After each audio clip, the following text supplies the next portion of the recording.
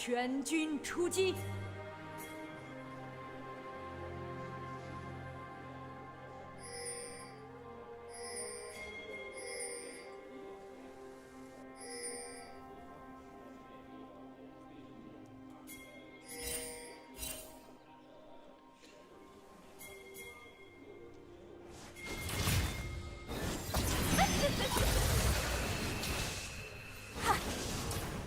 开眼看世界。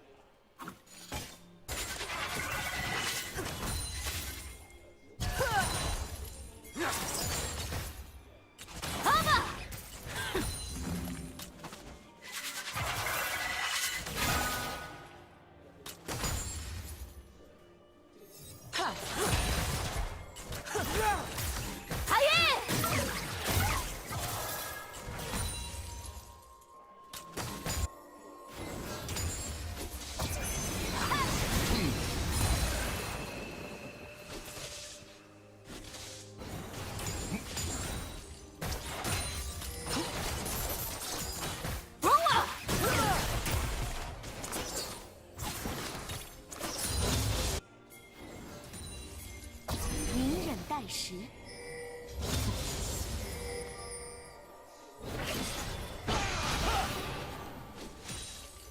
呀！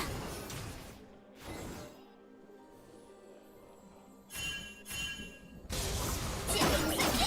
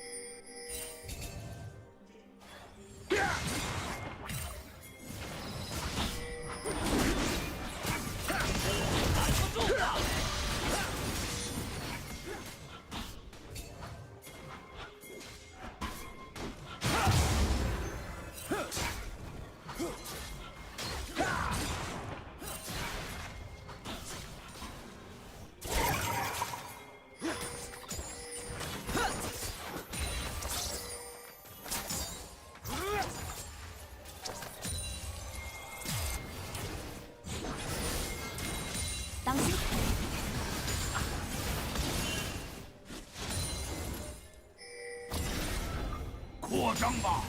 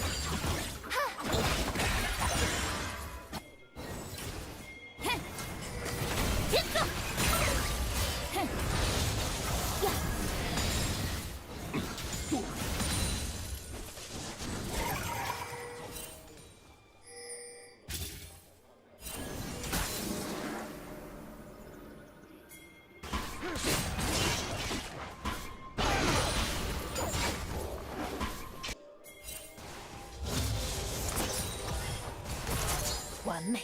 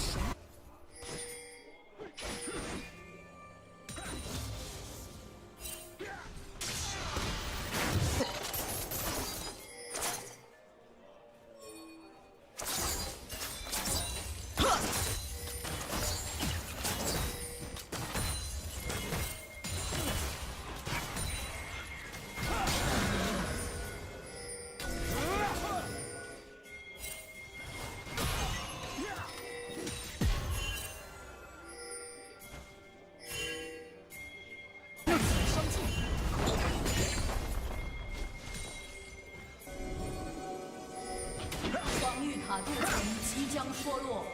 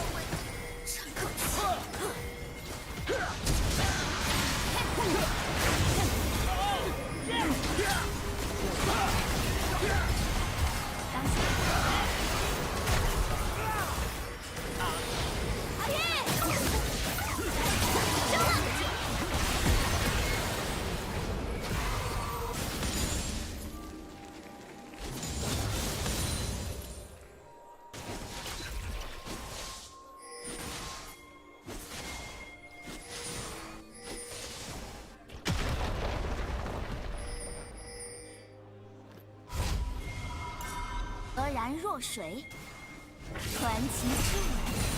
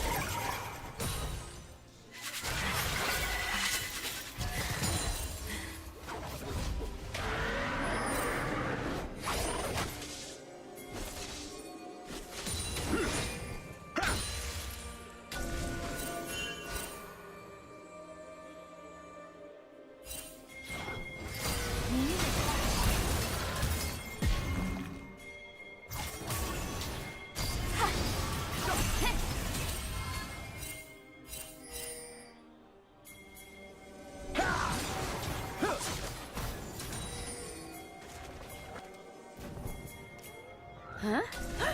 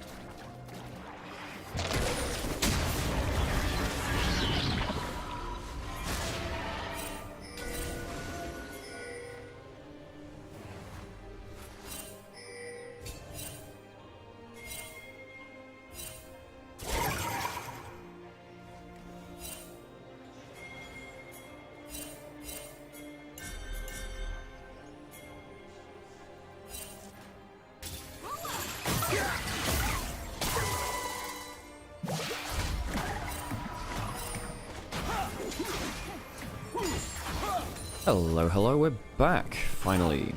Let me get to do that thing where I change over where the sound is playing out so I can actually hear it through my headphones. There we go. Hello everyone, I'm back.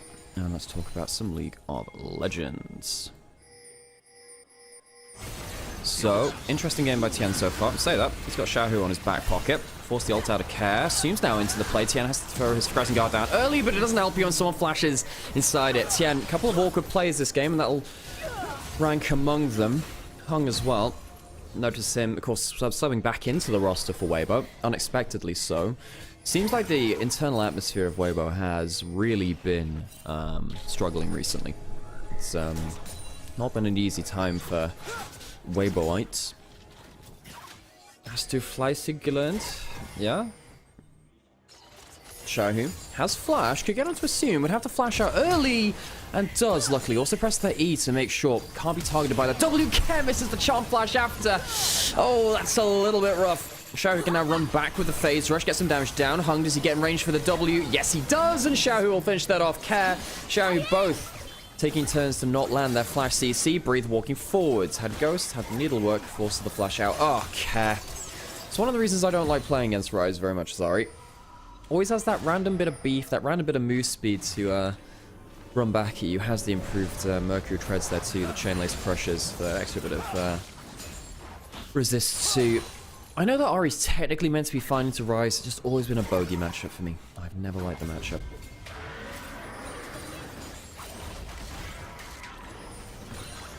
Care has been making me very sad for FPX 2 Mecha. By the way, welcome everyone across all of the different streams. Shadow going to Breathe as well. Shadow's been doing okay, I think.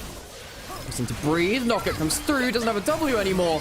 And Breathe no more. 0-2. The Gwen not getting that much done. Breathe, another player who I think has slumped back towards, I'd say 2020. I don't know what form. 23 form. No, even then he was okay. Breathe is a streaky player too, you know, sometimes. Incredible 24. I think all said and done. His end of his 2023 was also pretty good too. But sadly, no, not really lived up to the expectations I have of him. Tian, of course, been slumping. Hung's been brought in on emergency notice, I suppose, after they have to try something. Get back to the play in the mid lane. So flashes forward for the root, but Assume presses the E, so he can't get targeted. Clever, clever. And then Care, I don't know, man. Everyone builds tier 2 boots. How do you hit skill shots anymore, you know? And other such code. Alright, Baron's getting burned through on live. Dragon was taken on the other side. So soul point for Baron. Gray was over here. Did have flash to potentially engage. FPX, have they set up the map well enough to stop Weibo from getting their waves in order? I don't think so.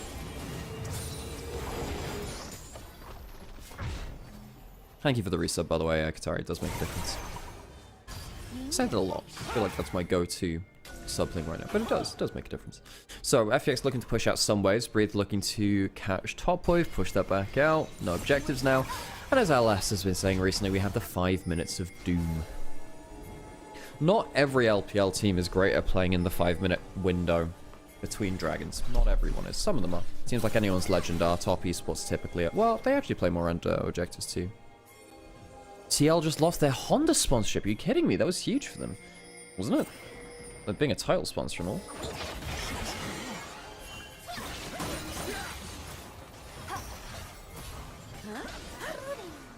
So, wave pushed in by Breathe top side. She has some degree of wave clear. I'm not gonna lie, this Benui has achieved very little this game.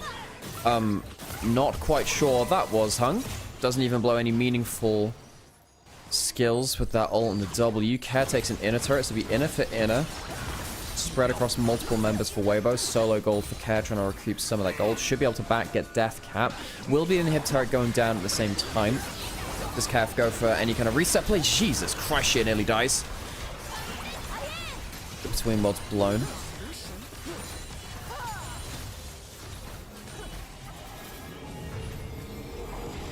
Is that true, Blade, by the way? Has anyone announced that yet?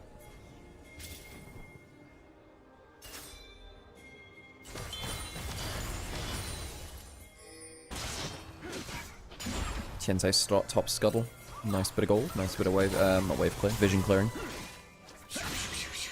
Hang on a second. Does have flash for the knock if he wants to go for something? Hung finds out Shadow.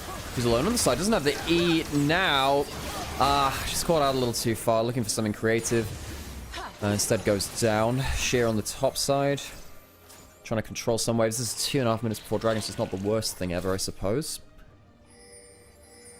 Shadow has been the beating heart of FPX, this iteration of it. I'm glad they brought him into the roster. It's the reason why FPX have looked half as good as they did, but still. Hung has not improved?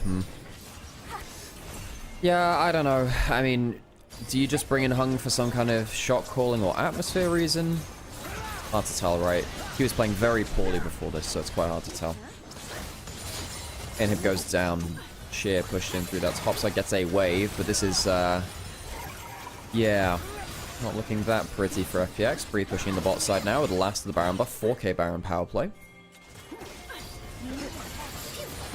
Catch. Yeah, don't walk into those feathers.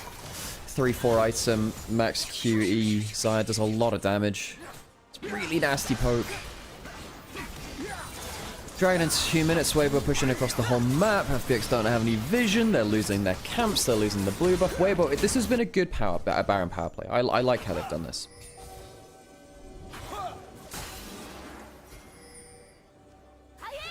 Like they've controlled most of the map. They get to reset, buy their items. I suppose they have given a window for FPX to get some vision down around the dragon, which they would like to get Ocean Soul off of course. FPX got the first 2 dragons, lost a couple after that. Traded the Baron for the Soul Point, their 3rd dragon, just a few minutes ago. Okay, what are the win conditions? Quick picks, Pantheon ult into a Charm. A little bit hard to do that into Shinzao ult and the Gwen W, but still possible.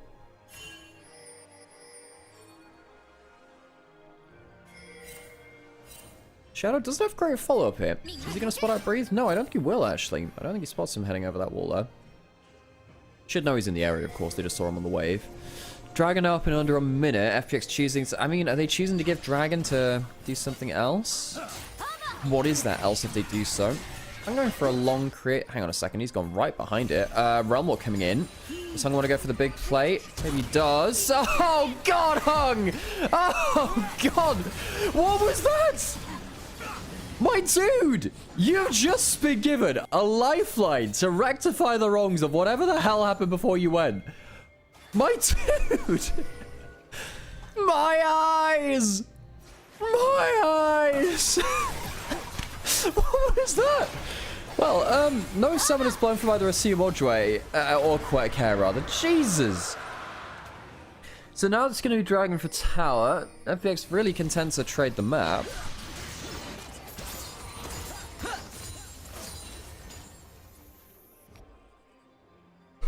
Really not sure about that one, folks. Really not sure about that one.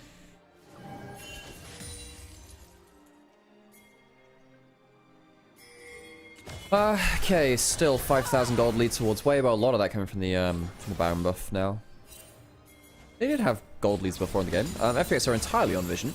One of the problems about getting pushed in everywhere by Baron is that you do have to re-establish your vision control after that point, and as they've been moving about the map, they've struggled to do so. Not really sure what FPX want to do. They've been not giving pitched battles against Weibo. They are not confident they can win the team fights, I don't think. Does that change at any point? I don't know. I mean, it feels like Weibo have a lot of ability to clean up fights with numerous members being ahead of the game. You know, the Rise being ahead of the Ahri definitely helps. Shadow will secure their own team red buff. Nothing else to smite over. Well, I said there's nothing else to smite over. There is the Baron, but whatever. Care was 2,000 gold behind. Now is 1,000. Still, the Rise is more useful at this point. Care will... Is he going to teleport in? Teleport in from Sheer. Care doesn't have a great angle. Baron's just going to go down. He goes down very, very quickly. Hung going to get himself out after a delaying action. So you commit the teleport. Tien! Why has he been left behind? Kills Assume anyway. Somehow forgets he has an ult button. And that might just solve the play anyway. Breathe into the backline with the needlework running. Trying to get towards Dway. Not sure how Tien got left behind. Even less sure how Assume died without using his ultimate. Sheer will get caught out now too. I don't know, FPX. You were given a golden opportunity to turn that play around with a single kill. Xiaohu's really dangerous here, by the way. Care does need to be quite careful. Wave pushed in. Shadow here with Flash and that empowered W. Care caught out. Uses that Zhonya's. And I think they won't have enough damage to really escape, but even if they do, doesn't really matter. The towers are going down. Care will make his way back to the fountain. Shadow sadly won't. Nexus exposed, and Weibo will claim themselves first victory in the series. I don't know what the hell happened there with Tien. Sam could have gone to push it a bit harder, I think. And also, I do think that Ral has the worst part of the matchup versus the Alistar nowadays. Okay. Where, because I know it used to be more of a kind of like a... It used to be a wash. Thing, yeah. It used to be a wash. Then Rel got changes where it's like, well, you can stun with the Q and then go into your crash down, so then it kind of became more Rel favored. And now I think it's back to being more Alistar favored again. His early levels aren't bad versus Rel, so he can actually headbutt poke, where he just like punks you. He just walks you. That is the Alice level in pun. So Xiaohu goes towards the right. So now we have the cow ball combo. Interestingly, plus Neferi's quite good with an Orianna ball. But folks, I hate to say it, we have now just said we are going to play a single engaged team with Hung coming back as another like last minute substitution coming back in. And his first game was really bad. So why is he back in? Look, from all I can tell from social media and the way that people have been saying it, the atmosphere is completely just tanked. It's just tanked within Weibo. The atmosphere, the vibes are just not looking immaculate. Good. So, look, we now have a single engaged comp where the engager is your most struggling player. That is inherently risky to me. I will say, depending on how Tien's playing, you can fake engage with the Neferi and a shot and a ball on top of you. That's true. You know what? That's actually not wrong. Yeah. So there is a way. Like a budget knocked at Ariana. And arguably, you got better consistent damage afterwards, actually. I think it's doable. Yeah, but your combo is not as fast or long range or unavoidable. There's a bug with Nocturne, which means that the ball has a longer leash range with Nocturne, which is why it's kind of broken. Anyway, folks, we're going to get ourselves into the second game, and we'll have a duo cast. Yay! How exciting is that? It's very exciting for I don't know, at least 2 people in this room. And as far as I'm aware, there are only 2 people in this room. Yeah, there's actually Long Cat. There's Long Cat in the background. Yeah, we'll get into game. We'll hear those gyos. Thanks for joining us, folks.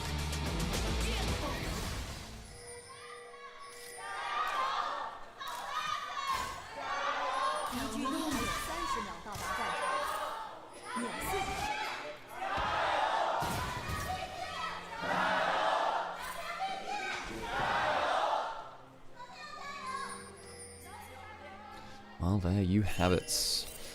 Oh, hey, Dr. Pelper, by the way. How's it going? Did you follow me on Blue Sky recently? I thought I saw your name pop up somewhere recently on notifications. I feel like that was a thing which happened. You know, those things where just like you see a name and it's memorable enough, you're like, oh yeah, that happened at some point. All right, folks, let's get into it. Waves at chat from behind the casters. Yep, Sam has actually done that to me before, where he's just like literally just hidden in my room. I sit down to come back to stream and he just like freaking jump scares me.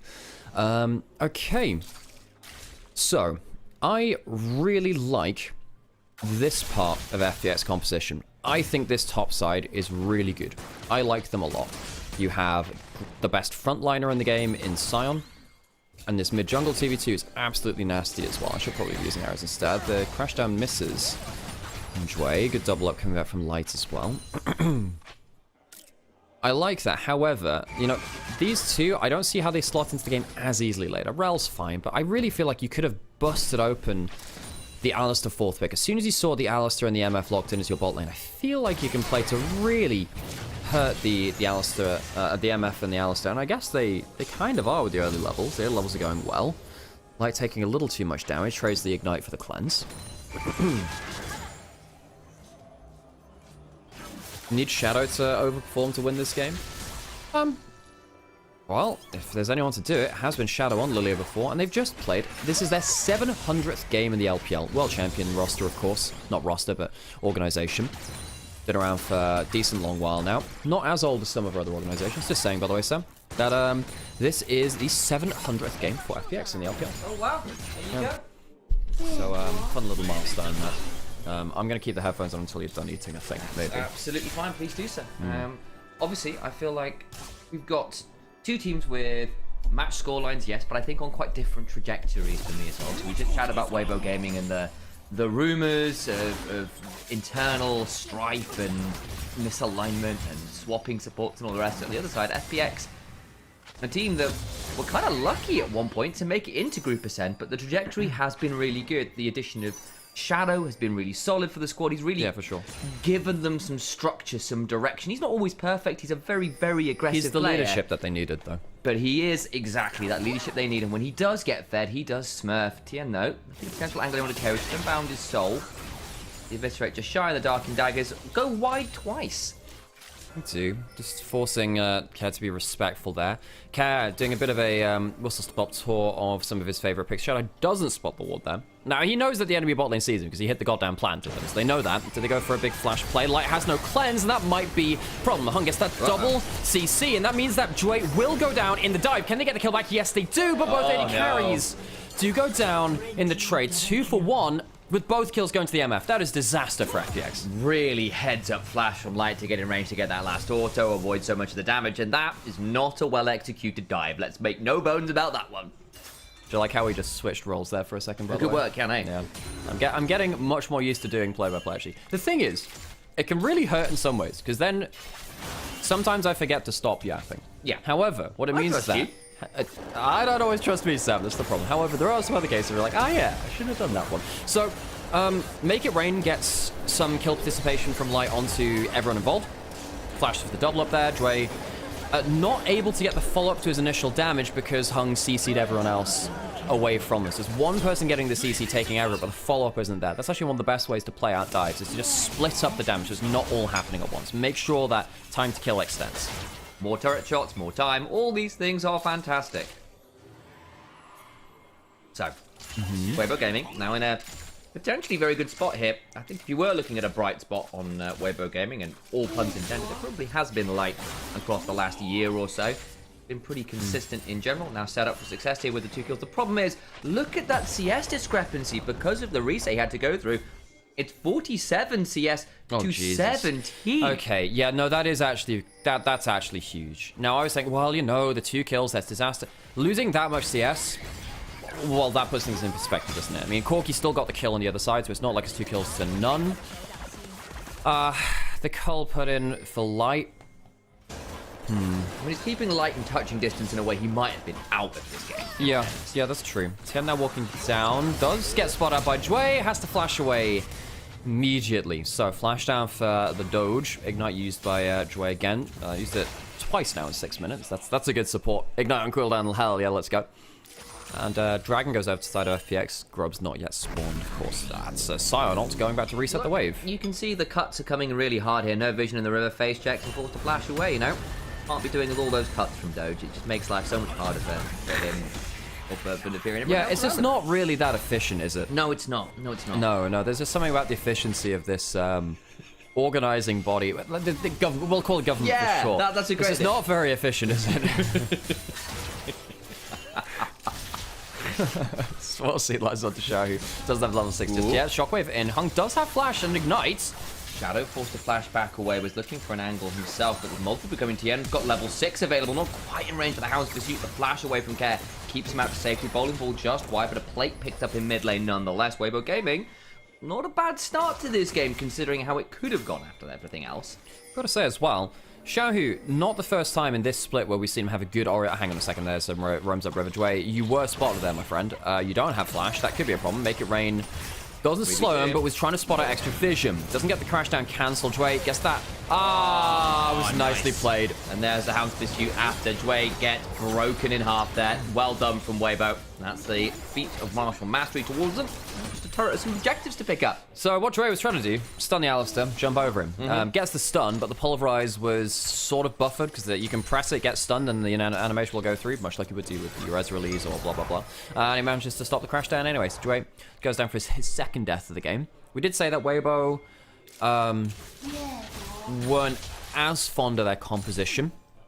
Thought that, well, you know, first 3 picks when you've got Sion, Lilia, Yone compared to Cassante, Neferia, and then the Misfortune, you start thinking, hang on, haven't we just traded down in terms of power? But I think if you go later on, and there is a strong Orianna on the map alongside a Misfortune that's now close back towards even as well, maybe we revise that. Maybe there is a point where FPX can get womboed to a certain point. We'll keep track of that as well, but we do have a slim gold lead. The other thing is Neferia in general. If that champion gets ahead with a bit of support, it'll be very difficult to manage. And you have actually got good dive buddies to help set the Neferia up for success with. The Cassante, the Alistar, the Shockwave on top of that. And your ability to skirmish in those 3v3s and those kind of scenarios is good. Grubs though being started right now by FPX, and I think Weibo go, look, not really in position for this, we'll just back away. Yep, so 3 Grubs and the Dragon over to FPX. Slight gold lead towards Weibo. Breathe taking some heavy damage here from Sheer, actually. The Barmy Cinder helping trade quite well, even against the Sheen of the Cassante. It's been a while, really, since Cassante has been dominating individual matches. I saw you. Castained. And every lane I can remember. I swear to God, man. Now, the thing is that now you've got me thinking about like that kind of edgy, and it is a genre of divorced dad rock.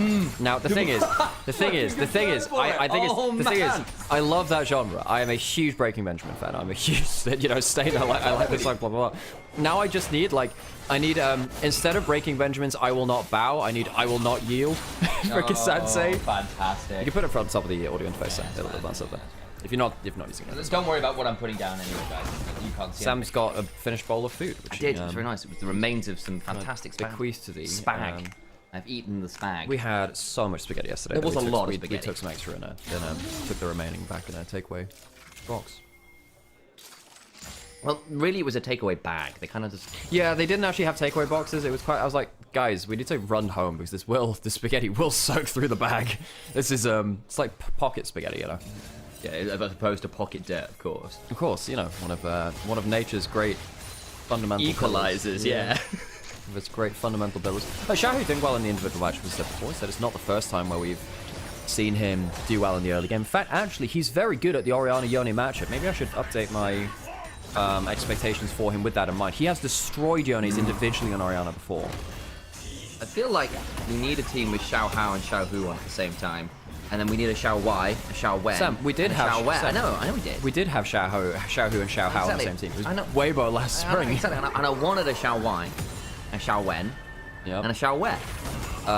Can I interest you in a Xiao Huangren? Or a That's Xiao, true, that's close. Or Xiao Bai? Yeah. Many such things do we have. Many Xiaos, it's true. Basically, Xiao means little. It's often a term of endearment. Yeah. Shahu once again training quite well here. I mean, this is... Hang on a second. Care, not best east. Oh! Jovi! Sure, it's a Jensen! It's still my favorite yell of all time with a shockwave. Yeah, for those of you that didn't see that, it was like, was it Cloud9 or Team Liquid or someone versus SKT when they should have won a game, and then Jensen completely messes up, so Wolf, who was streaming it, just goes, Jensen! It's one of my favorite yells. I mean, Xiaohu was, he was owed a solo kill there. He should have got that. He outplayed himself. Now, Dragonsmith, thing is now, because Care is alive, he can actually turn up to the dragon fight, and Weibo can't contest this. If Yone was dead, this would be a much easier fight. They might contest anyway, but it'll be harder than they should have had it. I feel like the term shouldn't contest this is probably the correct term, but team gets over the wall, now he's in danger, knocked up around, what was that? Gonna press W and flash away, but just over the wall, go shit! Weibo! What on earth are you doing? Light flashes away, can look for a bullet time. That angle is solid, in fairness. But the turnaround with the false bomber flash away from Breathe. And Xiaohu does not have a lot of fun. I have so many questions and none of them are good. I mean, Weibo should have just got the solo killer bot side. If Xiaohu had gotten that, it would have been much easier for them. So now we have a situation where the gold lead is now gone. Objectives are very heavily in the favor of FPX with 2 dragons and 3 grubs. And the matchup in mid lane, which I thought Xiaohu was doing quite well in before that play, has also now gone slimly into the advantage of Care. So Weibo, you better start acting a bit more cleanly around these fights soon, because we already know, as a composition, we have worries about it. Much less consistent damage, much slimmer engage options. Whereas FPX, if they get ahead in objectives and then force you to team fight as well, it becomes even harder to play what is already a hard to play composition. Well, you know what they say. You can lead a mid laner to river, but you can't force them to Yone. That's not how the saying goes, but I appreciate the You attempt. see the attempt there, right? And the river's water. And there's river in the game. That, Sam, you are really trying. I am. I appreciate the effort.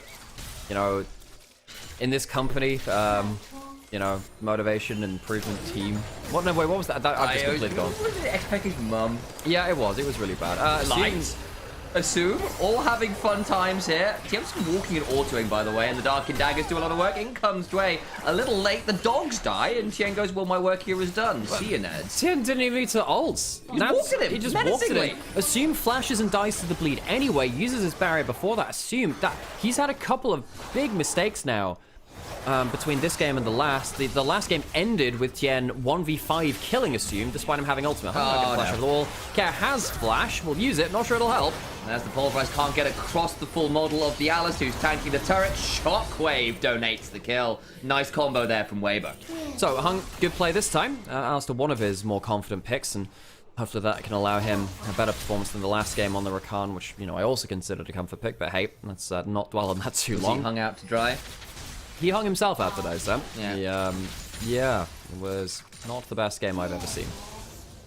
At least it's not versus PP God again. My favourite bot lane matchup. True. Yeah, Hung versus PP God. Oh, the fun that we had.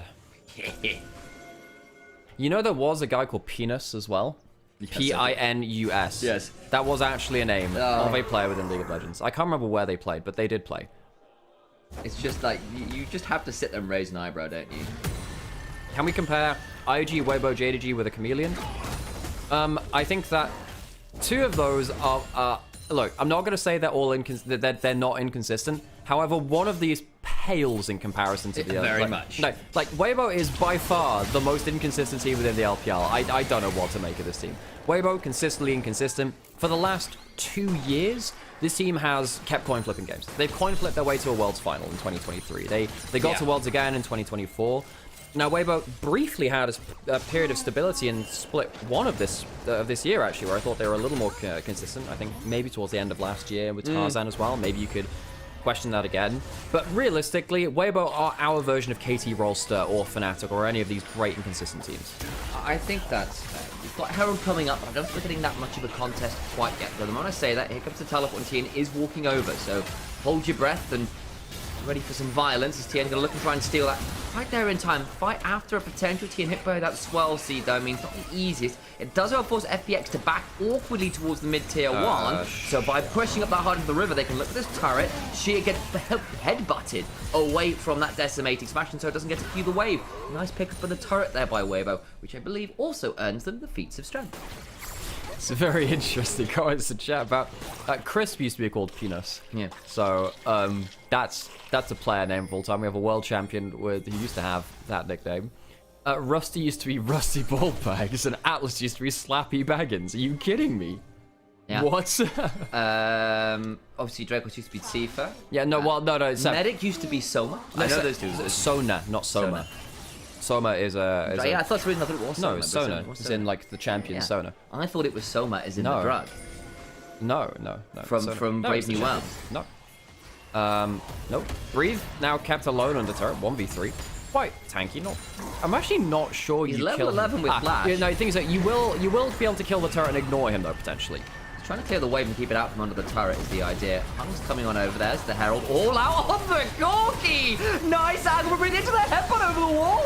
That is clean as hell. Well done, Weibo. They lose the turret, but they do get a nice punish there. Now, as the dragon spawned, you've got no Gorky. How have we played against Cassandre for like 3 years and not learned not to step next to walls? Fight comes in next.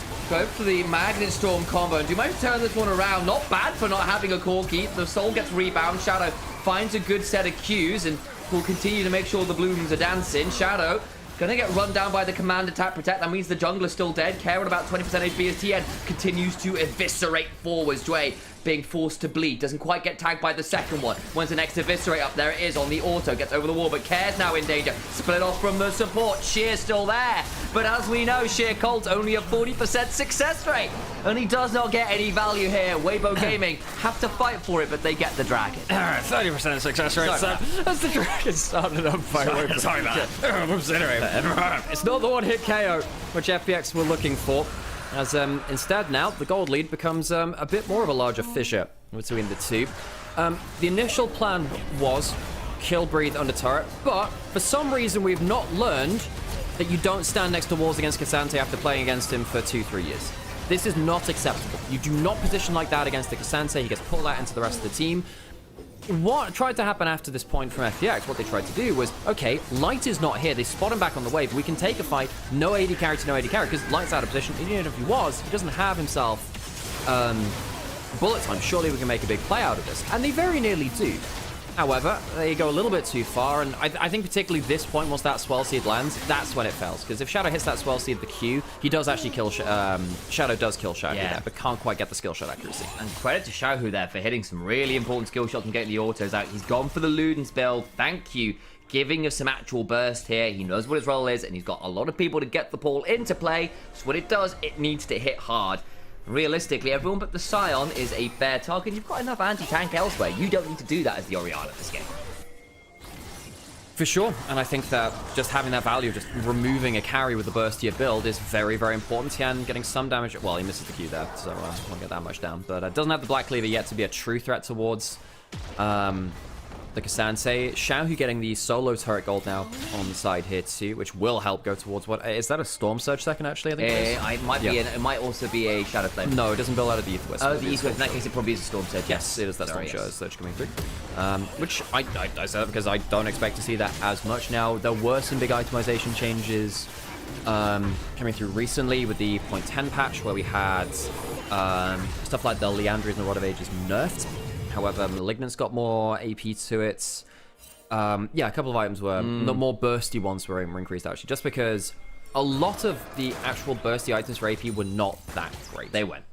Storm Surge, after its initial surge in what the hell this item is so broken, really fell off. And I think the other thing is people forget it's actually a fairly good movement speed item. Getting a chunk on someone gives you a lot of move speed, and I think in this game when you're trying to deal with... base from as well. Exactly. So, I mean, but you're looking at Corki, a Rel, a Yone, and Lilia with her Q stacking can get really difficult to manage as the Ori, so any way to give yourself more mobility does feel quite good. Sure, Hex Flash in, and Weibo Gaming understandably decide to back away from what could have been a tricky scenario. Gold lead for Weibo will make them feel pretty good about things. I think what will make them feel better, actually, is the fact that Assume has really struggled to play out these team fights. He's, I say team fights, just the game in general right now. The early lane was fine, but being caught in that mid lane, getting caught in that fight there. Assume is down 1.5k gold after getting a 30 CS lead from lane after that dive. That is very problematic. Now, FPX is a really frustrating team for me, because much like a team like WE as well, despite there being good performances from pretty much every member at different points, right? You know, Dway's Nico, Assume's Kai'Sa, Care and Shadow both had great games on their choice picks and stuff, and Sheer, I think, goes without saying in that too. FPX very rarely have all of them playing well at the same time. The reason for me why they're at 6 and 10 equal with Weibo in terms of series score in a lot of ways is because they just can't fire on all cylinders. Very rarely do they. And the fact that Assume is having a poor game here really sucks, because I actually think the rest of the team has good draft for them, and it has been Assume who's been caught out a lot to pull them behind. Well, you know what they say about assuming, and makes an ass out of ooh and Okay. Is that in what language, Sam? Is because it's assume, right? But he doesn't have the e, so it's got to be ooh and Oh. So I can't have. It's not me, is it? Because there's no. We must find ooh and You see, So you assumed, Alex. We must find ooh and So yeah, so you Let them assumed, know that you they're in fool. danger. And you made an ass out of you. But me. not No. We must find still. That is the source I'm giving it for showing, by the way, which is kind of nice. Has the increased pen from the boots too. So this is like full magic pen. I say that doesn't come from the Lupins, but like this is full burst coming through from Xiaohu. One of the other things which came through on the patch before this one is feats of strength are cheaper, but what? Why did you just at me? Dwayne needs to change his name to Chuns. Chuns. Just give me Chuns. Wow. It needs to be done. Just make it happen. I'm very happy that... Or we get Ming back. I'm assuming... Yeah. Oh, that would be perfect. Also fantastic. Why am I reinventing the wheel? He's already there. Or just Ed, assumed. Ed, yeah. Edward could come back. We need to see him back on EDG. Assumed. Why are they assumed? Where were you when bot lane was assumed? Atkan's up and available, Dragon is 2, so both objectives down on the bot side. Tien doesn't see everyone there, just the W can stop that coming through, but doesn't get the reaction time. Oh no, oh Tien, why? Why? You have to use the W on the particle flying towards you, not afterwards. Misuses it. Suddenly jungle down with both objectives up. I don't really have anything to say about that. That was poor. Well, Atkan's still going down, and we still potentially have contestants. Breathe wants to still hold the front line. They have the bullet time still to use. Light trying to get in position. Atkan down. Where's the bullet time? Wait, this spot of danger. Light flashes out of the magnet. Will get the kill all out. They drag Sheer. Probably not the best target, but it got Breathe out of dodge. Assume. Got Conqueror stack. Look for something more. Swell Seed lands. Remember, no. Lilting Lullaby, that's the name of it around. Bullet time is still available. There's still that Shockwave too. I think Weibo can very much fight with Light being full HP. They should be looking to fight this. Shockwave lands only onto Sheer, unfortunately. Went for looking for everyone, but enough move speed to back out to safety. Care went looking. Flash away from Xiao, who are aware of potential Q3. So a mistake by Tien, who doesn't know how the interactions work between Lilia and Nymaera, I suppose. You can press W to stop the Lilting Lullaby coming through. If you press it before the particle reaches you, that's typically how it works, because you become untargetable much in the way that Fizz E can stop that too. Sadly, didn't have the reaction time. It doesn't use the flash afterwards either, which could have actually been very useful there. Tien, a couple of mistakes now. Did, of course, in that dragon fight earlier, also had a bit of a big oopsie as well. Means that gold lead decreases. Soul point for FPX. Weibo robbed of an opportunity to potentially pull out a good team fight with such a strong MF. So, Dwayne and Care now looking to retreat towards their own turret, but that's FPX finding a good moment there in a game. The hand felt like it was falling away from them a bit. It's got the soul point, it's got the Matacam. These are good things. Of course, Care at this point with the 2 items on this Yone, with the Lilia continuing to stack up pretty well here, building towards the Zhonya's. Has actually stopped off before completing the Zhonya's to go towards things like a Fiendish Codex, so kind of aware doesn't need necessarily to complete the full item. On a big flank, potentially cut 2 people off, isolated. Choose not to. Teleport coming in from the Scion, actually, because the FPX see the envelopment coming through, looking to try and help the members escape. Oh dear, Care misses that Q3. Baron's still up. I say still, it's only been up for 30 seconds. It would be a bit of a T1 moment if they've managed to rush it that fast. Hung still on the flank, has flash, has ult. Breathe. Can always press that W, make a fight happen. Care not going to spot anyone roaming around this topside jungle. Instead, Weibo might do what they've done a little bit before and just use the inside track onto mid lane. They do. Don't have any growth, but they do have 2 people hitting it. That's going to be an inner turret. Weibo get the inside track. a good job. Flash pulverize after the minion tax. He gets a flash out of Kev. It's put Hung pretty deep here. Gonna get knocked up in the wall on the other side. Breathe also engaged onto. It's still a little bit far now from Weibo. Hung finally breaks the ultimate, but it's not going to be enough. Into the back line they go. Bullet time was okay for a second or two, but then Shadow flashes on in and Assume finishes up the misfortune. Weibo have overplayed their hand here, now in a lot of danger. On the wrong side of the map, another kill over towards Assume, picks up that Corki. Both bot laners down. Breathe doing his best to try and play it in the 1v3, but he's just not tanky enough. 3 dead means Baron for FunPlus Phoenix. Hung makes the mistake which blows open the game for FPX. Too far on the Alistair, and FPX will find themselves a window to get the Baron. This should tide them over towards Soul as well. Big mistake coming through from the support. Coming back in after a torrid split. Hung and Airhead coming about. Xiaohu looking to contest. Tien over here as well. 2v5. Running at Xiaohu, they turn on to Tien, who's not got a W available at the beginning. Turn it around with some of the autos, a big command protect available. They've killed off the Rel, can look to catch someone out here. They've not managed to do Baron. Now Shadow, Assume, Sheer, all quite low. There'll be a teleport and breathe in 15 seconds. They've not managed to clear out the ward. Sheer being chunked very low here. Needs to be very afraid. All the while, of course, Baron is still up. And I wonder whether Weibo on the reset here can just turn back to the big purple worm. I mean, Sheer doesn't have teleport, has ult in 10 seconds. Should be able to reset and come back into it anyway. Shadow has himself Zhonya's, has another stasis available, lights back up now, and suddenly 5 members from Weibo. This should have been the mistake which blew open the game for FPX. Suddenly it's not, and Weibo potentially get themselves a Baron opportunity themselves. Excellent work from Xiaohu and Tien to hold the line there against the Baron, and now they're going to lose that. Got themselves Soul up in a minute though. Perhaps you can play for that one. Engage onto Care though with the Hound's Pursuit means Yone. He's going nay-nay. I did not agree to this. Watch him whip and watch him Yonene. I don't know what that's a reference. It's a song. I don't really know what the song's about. And I don't think FPX know the beat they're dancing to either. That's what happens when he presses E a few times. Right, yeah. Whips forward and then goes nay-nay and back away. But Weibo somehow muddled their way through the situation, much like the last game. Feels like both teams are making quite big mistakes, and the other teams are good enough to punish. You know, right here, there was a mistake around the team fight a little earlier around Dragon. Weibo punish onto Corki, then FPX try and punish back. It's kind of like this domino effect of one mistake leading to these very frenetic fights. And sadly, neither team clean enough to get clean victories away from them. 30 seconds till Dragon. This should have been FPX being in the advantage, taking a clean Baron, going towards the Dragon afterwards. Just no longer the case. We now have Xiao, who's just hit level 16. He's 2 levels up on Care now. Has the rank 3 ultimate, almost at the death cap too. He hurts quite a lot right now, especially with the upgraded Sork Pen boots. Put down a control ward as well. I wonder whether he's going to be buying something. Not going to happen. Also check the inventory of light 3.5 items, including a Dirk. That misfortune really stings at this point. Yeah, he's got himself flash too, importantly. So he can reposition. What's often happened is Dway is flashing at the misfortune. He flashes back and then looks for the bullet time. He's even patient with it, which makes sense. Xiaohu using that blue trinket. Good chunk! Jesus Christ! That's Storm Surge even proccing onto him.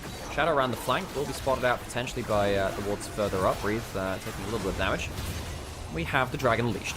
As Sorcerer's Elixir's running to Xiaohu, and it shows. Headbutt onto Sheer, who goes up into the sky and has his Soul Furnace broken. Breathe into the backline goes to him. It's only onto Xiaohu. Flash away from that potential fate sealed. Sheer also misses the ult. Oh, FPX. All of those fumbles are going to hurt. Sheer tries to get some damage onto Xiaohu. Will go down to the zombie form all the while. Dway forced to flash on out. Dragon secure. Bullet time forces the retreat. And the zombie won't do all that much. The cranberries misled me. Assume getting eviscerated. Dway crashes down. Light will ensure with the love taps that the bot lane are not having all that much. It's a love punch to the face. There are many things you can call Weibo. Not clean, but there are many things you can call them outside of that. Weibo get themselves their Dragon, they get themselves the kill, and they should be 2-0ing this series now. It's been a while since Weibo have been able to muddle their way through a game, but still come out on top. That's often one of the bigger ways that they win out series, and right here, they need a way to rectify the ship. With so many losses back-to-back, they might have just found it. Well, everything we can remember about this team, as messed up as some of their games are, they still find their way towards a victory. Clutch defensive play, clutch moments around that Baron, get them back into a game after it felt like they'd fumbled it. Weibo were on a very poor run of form up until this series. They get to die, and while the Akali means that it's only Varus with good DPS, there's no tank on the other side, so the Akali can just clean up. And we've seen Doomby tend to go towards quite a utility build on the Akali. He likes to go for Zhonya's and Banshee's Veil, play for longer fights with the Rocket Belt, less about the upfront burst and more about using that Twilight Shroud, getting through those passive autos as much as you can and trying to dance around fights as almost a sort of pseudo bruiser, if you know what I mean, with all of the utility and safety. It does tend to be the build on that one. I can see how that could be quite valuable here into some of the champions you need to kind of play around in terms of. So, JDG find themselves on a 3-win streak. They've been on 3 wins, 3 losses, 3 they've been bouncing about in terms of win streaks.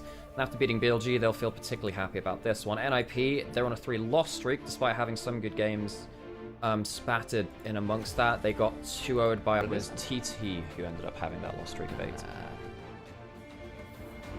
That would also make some sense, but onto the Rift we go. There's a JDG Skybox, and let's listen to the crowd for a second or two.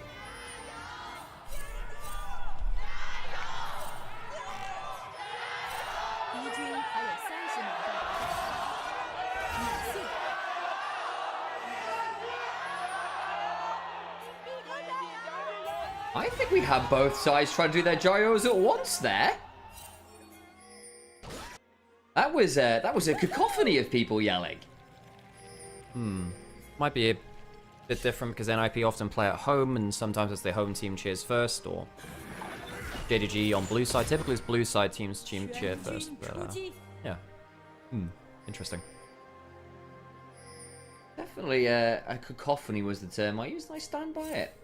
2MB got himself an Akali skin with funny hair, as ever. She does have quite a lot of skins with interestingly coloured hair. You can sort of tell which skin she's got by the hair colour.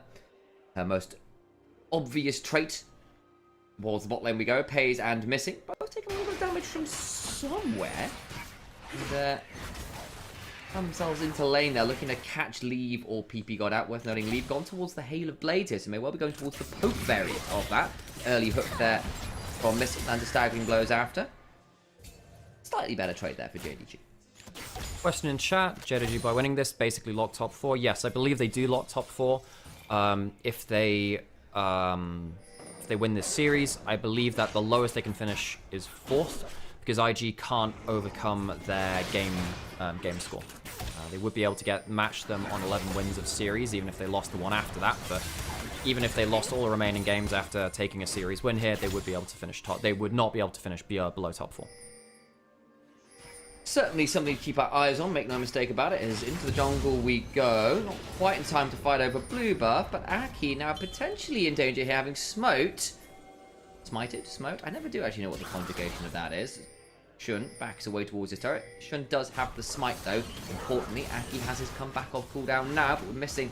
Already got the roam here. Unusual into Avaris. Look to play this one out. PP got around. I don't think he wants to go in on this play. No, and I think with the Misfortune pushing in, makes it quite harder to get access to that side of the map. Alistair not often good in that early lane, so does have to kind of play the defensive side of the bot lane matchup. Shun now continuing to walk across the map, potentially looking to contest on top side as well. This is a Shun special. I've got priority lanes. Let me go fight you over your own camps. Does that very regularly. Of course, got famous for it on the likes of BLG with the Kindreds and the Nidalee. Trying to do it here on the Neferi. Will be on Vision. Look to potentially get over here and look to steal that away. Does a lot of damage. Aki still at level 2. Call of the pack. Aki in danger. Gets hit by the Darkin Daggers. Left with about 20% HP. Lands another set. The red buff and the bleed puts him down about 10% HP, but that will be a rough space for this poor Shin's out. Now towards the red buff. Shun has that one too. Yeah, Shun really pushing in to make the most of this early matchup. Neferi often is at her strongest when she has the ability to walk in and brawl a little bit. Scout teleporting back into the wave 2 in mid lane. As Shun was sticking around, meant that he would be on a bit stronger moment of power to potentially assist in a 2v2 as well. So JDG, early plan going well. So far, so good. And again, we have a lot to criticize about Shun in terms of how well-rounded he is as a player. But the things he is good at, he is very good at. He will continue to invade for as long as he has that priority to Lear. Looking to get the shove. Good shuriken flip there. Potentially, Scout has to be a bit wary about stepping on forwards. Fight over the Raptors as Aki. Potentially look to go forwards here a little bit. But Shun into the bush. Should be safe enough here. Throws out some dogs back at Aki. The Scuttle Crabs is born, of course. Worth noting, Shun has still got most of a quadrant here to clear up in that blue side. And respawns happening on the red side.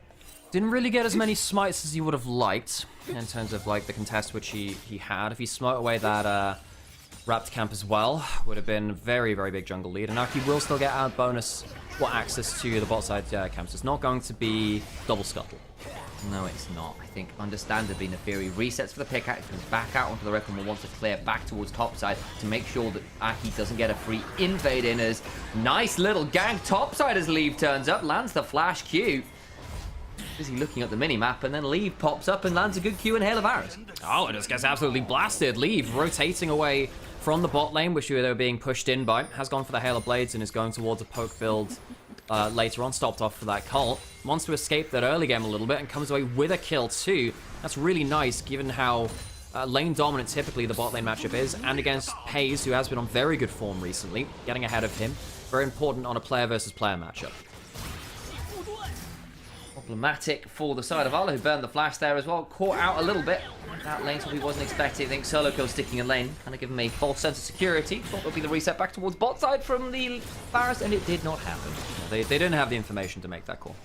They knew they were out of lane. You didn't know where they were going.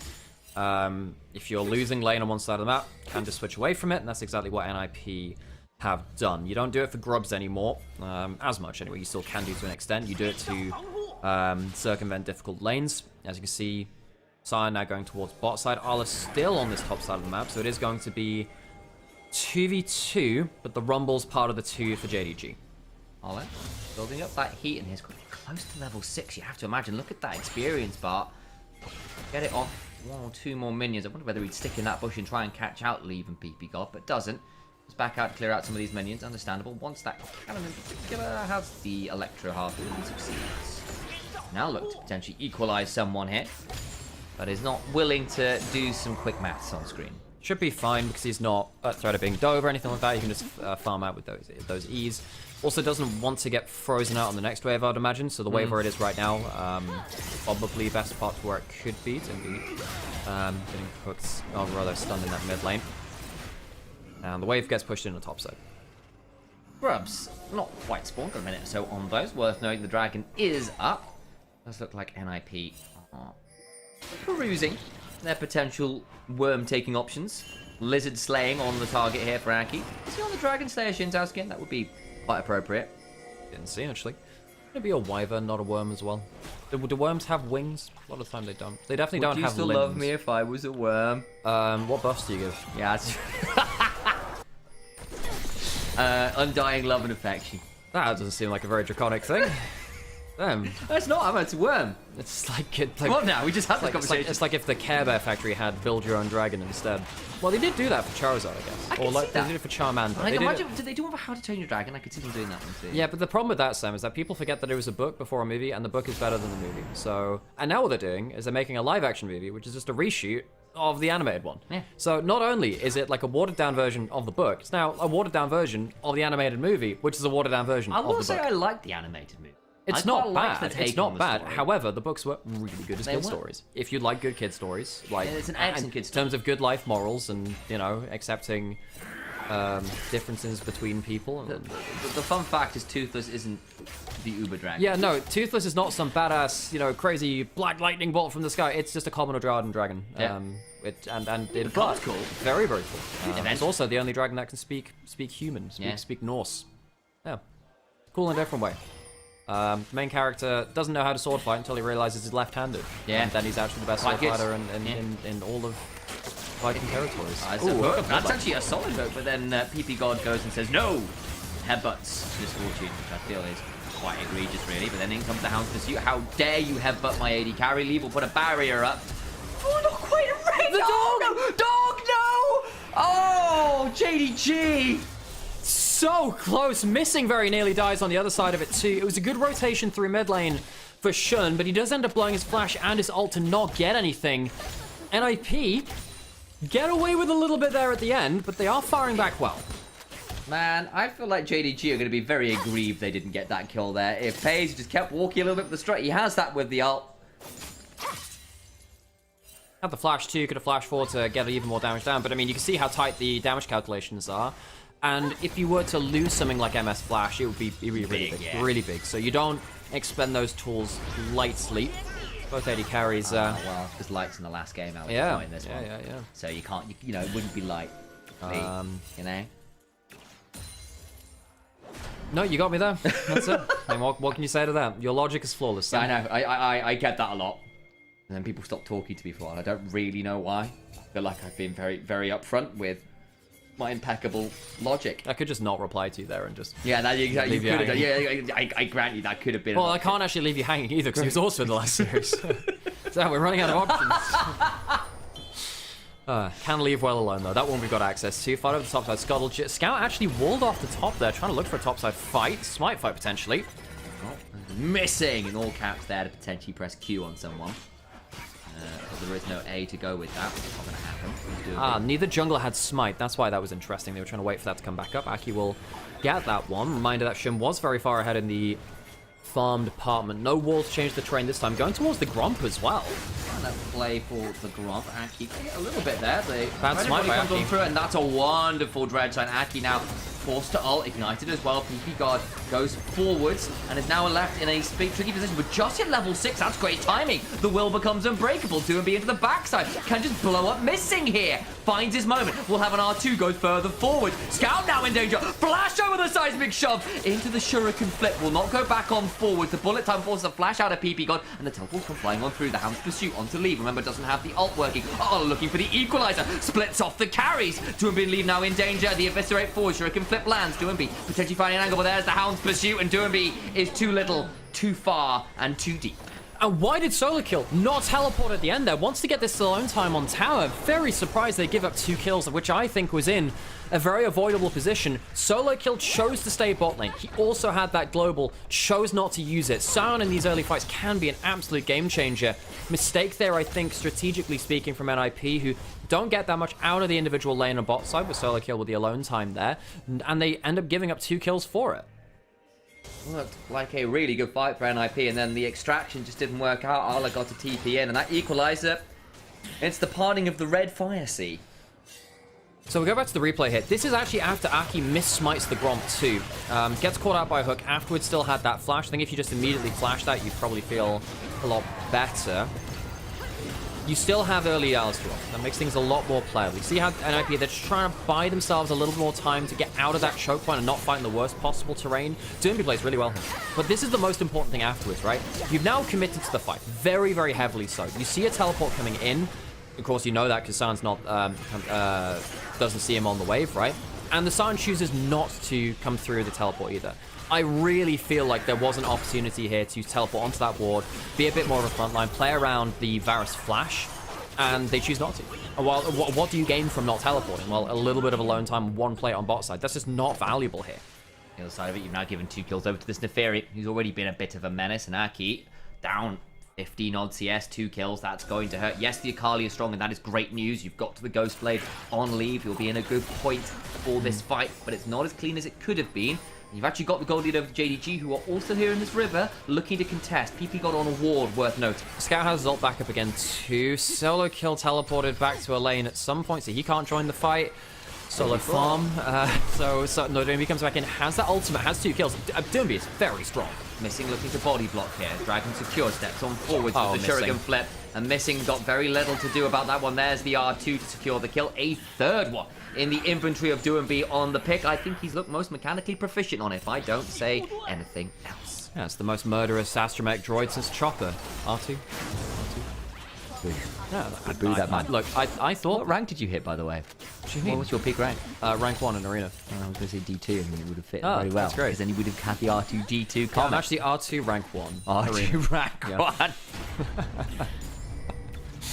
The Arena mech.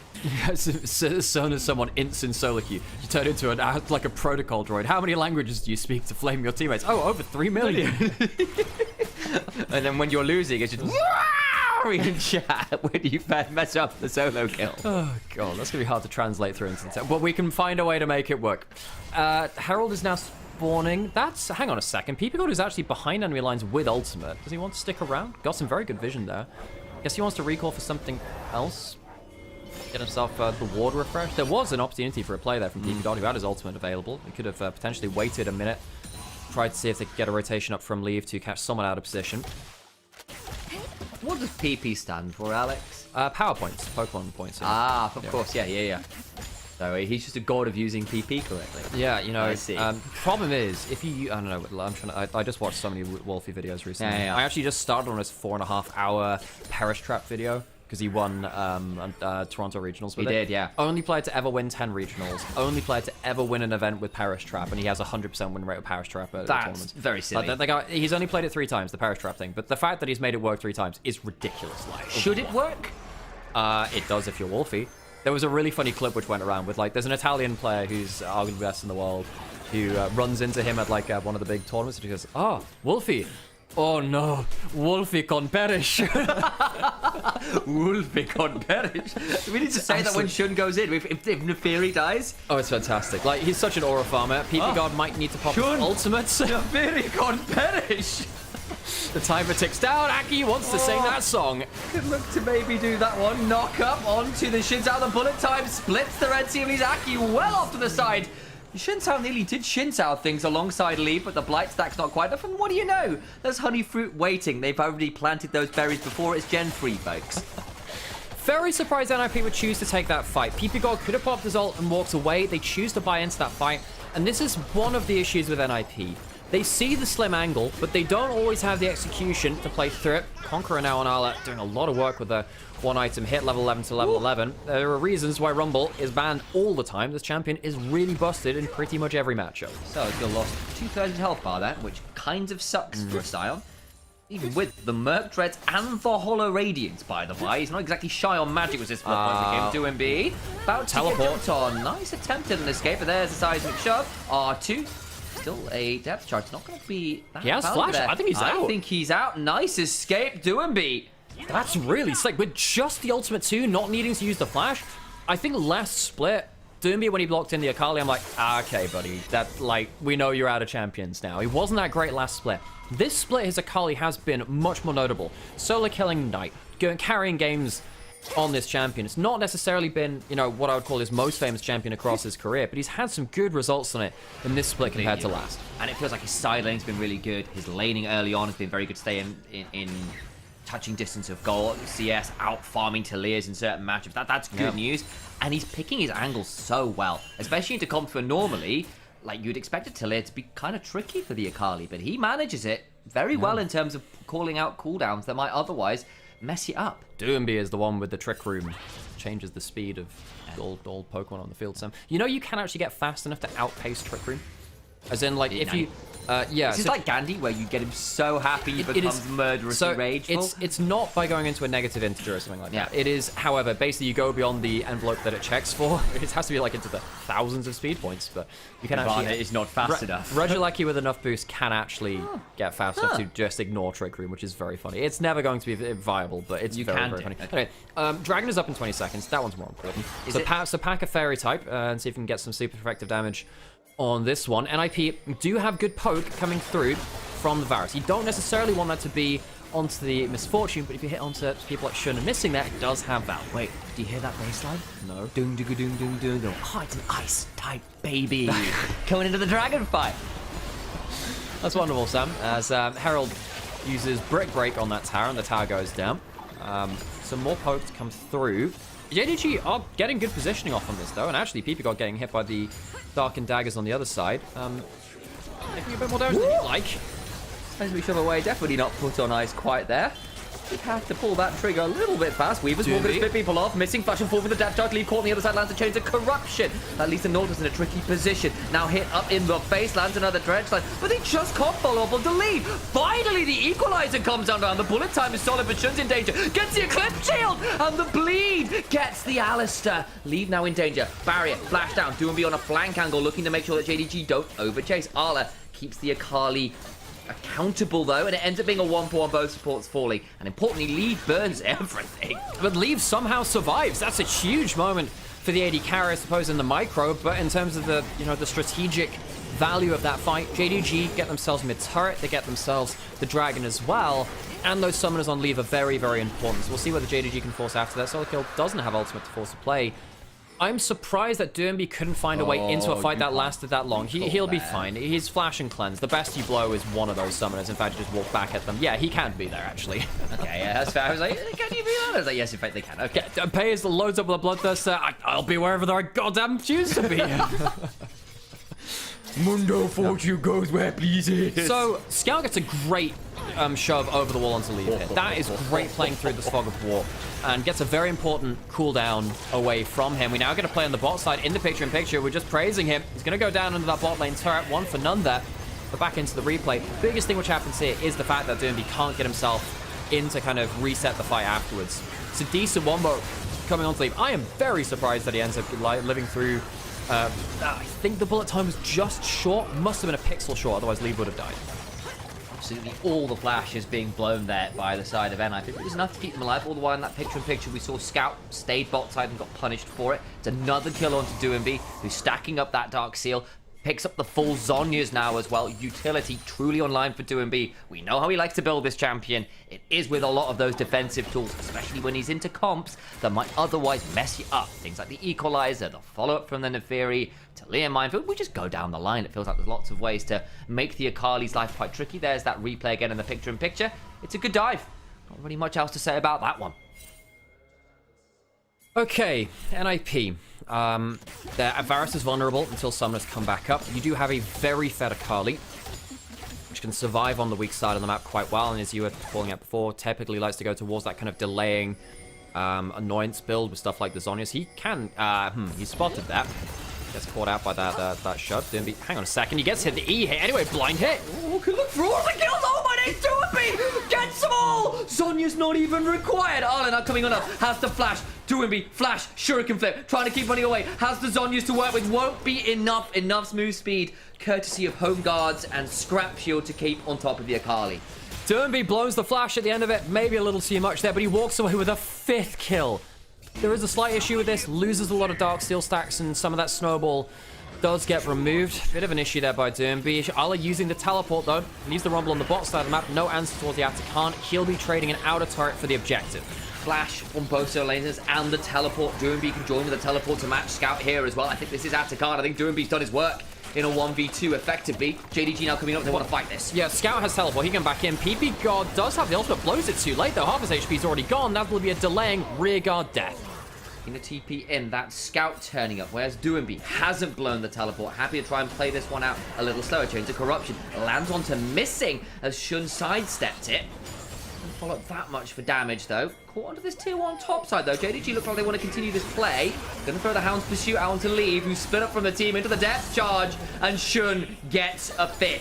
Why has no one stood by Leave there? You need someone to peel for your AD carry. NIP losing the plot, but Doomby's coming back in, has the ult.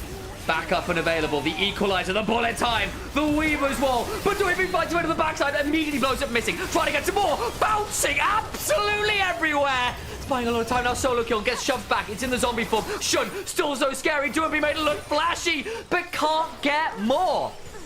He has a million dashes, but only a limited amount of HP. JDG walk away with a 5 for 2 if you include Doomby. PP got dying at the start of the play.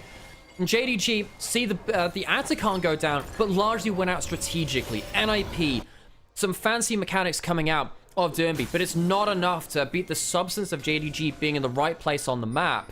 They had the lower death time onto the Talia, and sadly, you know, Leave doesn't have the peel there for him. He should have either left the turret alone, or someone had to be back with him, whether that was Aki or Solo Kill.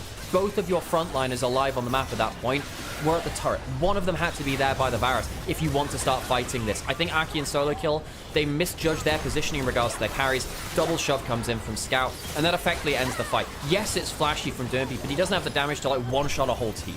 He gets 2, which is better than I thought it might have been in what was effectively a 5v3, maybe even a 5v2 at that point. No, and it is better than you expect from him. But this is the problem with playing the Akali in this kind of competition to an extent, right? If the Varus goes down, you have no consistent damage. Yeah. You have enough to carry maybe 2 kills in the fight. You can't kill the whole goddamn team.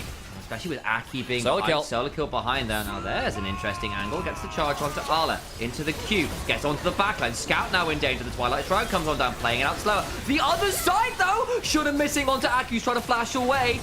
Looking to turn down the damage. They've blown up the Akali. Akali takes Arlo with them. But all the while, the fight is split up. And that's JDG's playground right now. This Neferi is doing Akali's work and more, unfortunately. Shun is just shredding through the first target, which he finds. This Neferi has been absolutely crucial to JDG's success in this game. 8-0-3.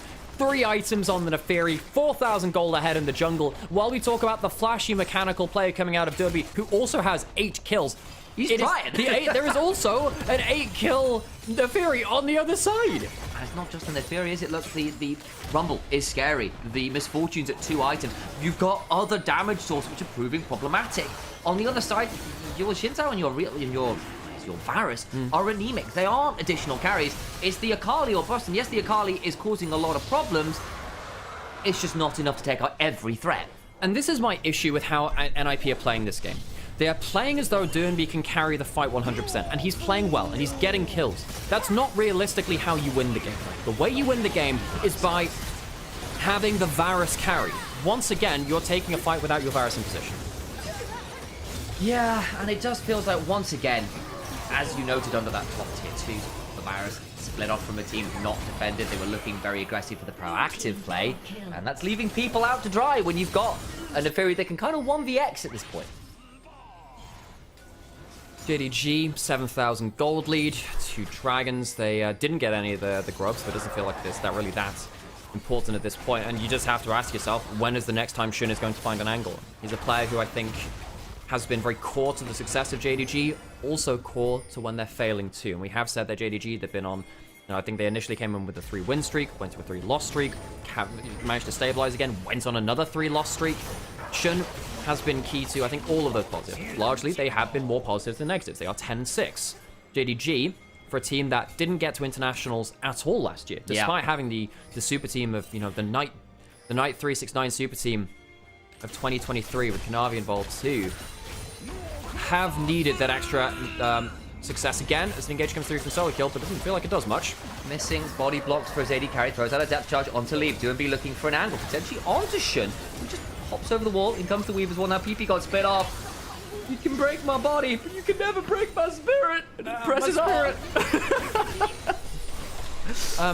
Durnby, Protobelt's into the wall there, by the way. Oh, dear. The missiles do not go through terrain. I learned this the hard way many years ago. I used to be a Protobelt Ari main, by the way. It was a really fun playstyle where you'd cancel out. Yeah, it's a little bit different though, because Ari actually has like the forward's dash where you cancel out the dash with the Protobelt. So the combos are a little bit more like versatile.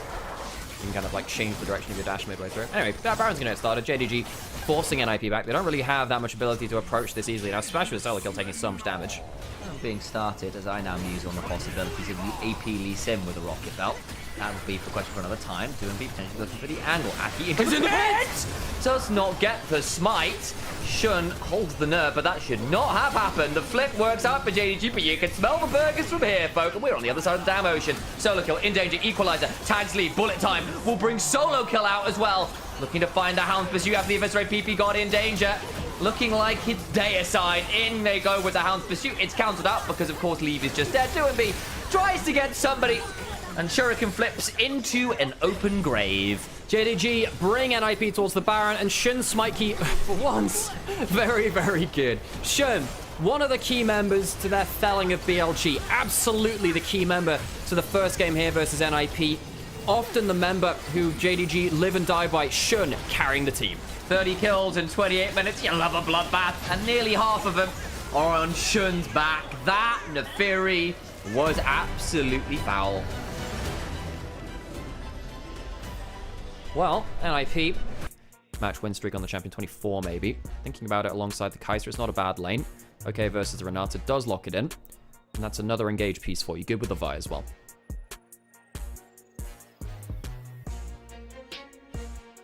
Okay, well, that's drafts in. JDG have a global of their own. They have hard engage, much harder engage than NIP. They have that Vi ult, the Annie. NIP do have a second threat this time. Solo kill can technically carry a game as a Yorick can clean up fights.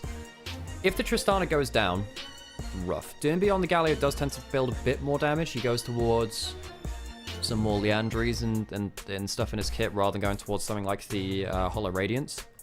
See what Bloody Ghost was, but he likes having that extra burst damage. Trusts himself to get the most out of that rather than playing the frontline tank. Okay, on to the... Squig.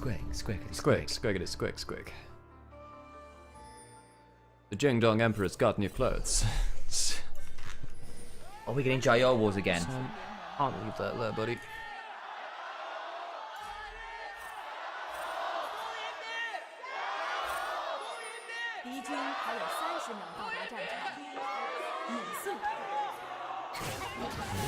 Duimbi got his own chance. By the way, Sam, I have a blind spot when I've got the mic here, Sam. Yeah, there. I know, it's because I put it down. I put my Sam, coffee down briefly for those of you that didn't realize, Sam had, well, yeah, so obviously you can't see. Sam put a drink down directly in the blind spot, which is between me and the microphone where I can't see it. And why? You literally have free space on the other side of it. I was just right in front of me. That's what it was. What? Don't put it between me and the microphone when I can't frickin' see it. That's not hard. I don't really want to have to spill coffee all over my kit. I've done that once. Look, I've done that through my own fault enough to not want that to happen again.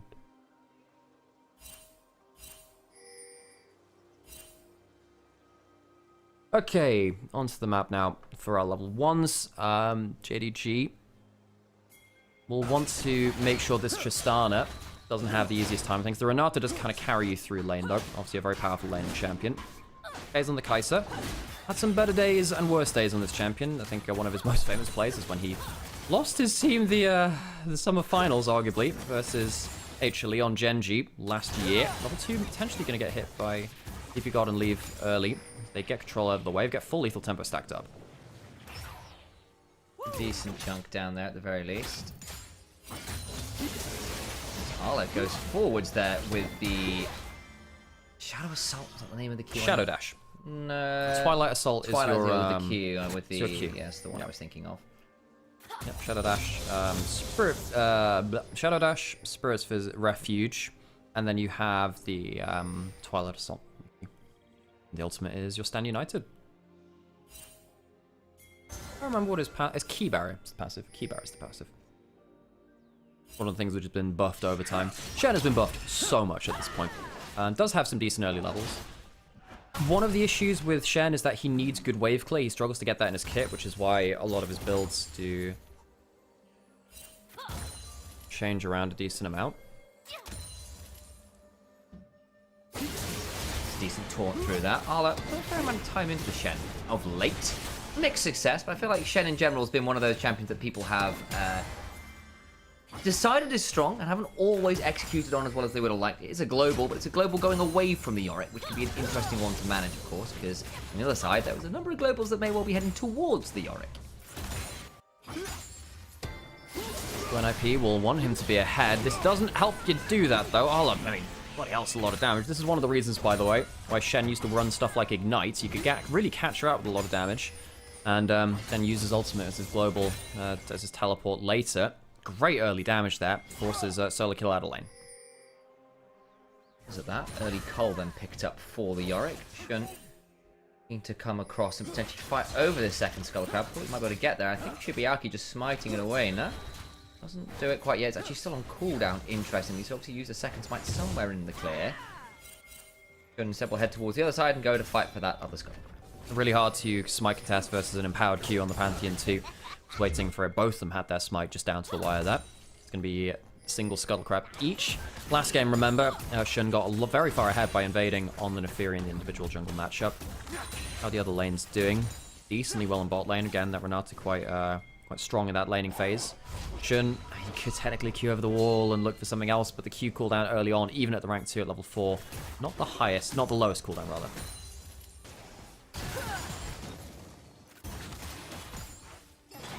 Outside Pays eating some Tristana damage as Lee throwing down that explosive charge on top of him. Of course, Pays probably his best champion of all time. He's going to be up there with like the Kai'Sa's right up there. Things like the Callista, I think we're going to be there, and the Ezreal too. There's a few of those ones there. I think that has to be Zeri, right? Pays Zeri. Very true. Or his Callista. It's one of those two for me. I know.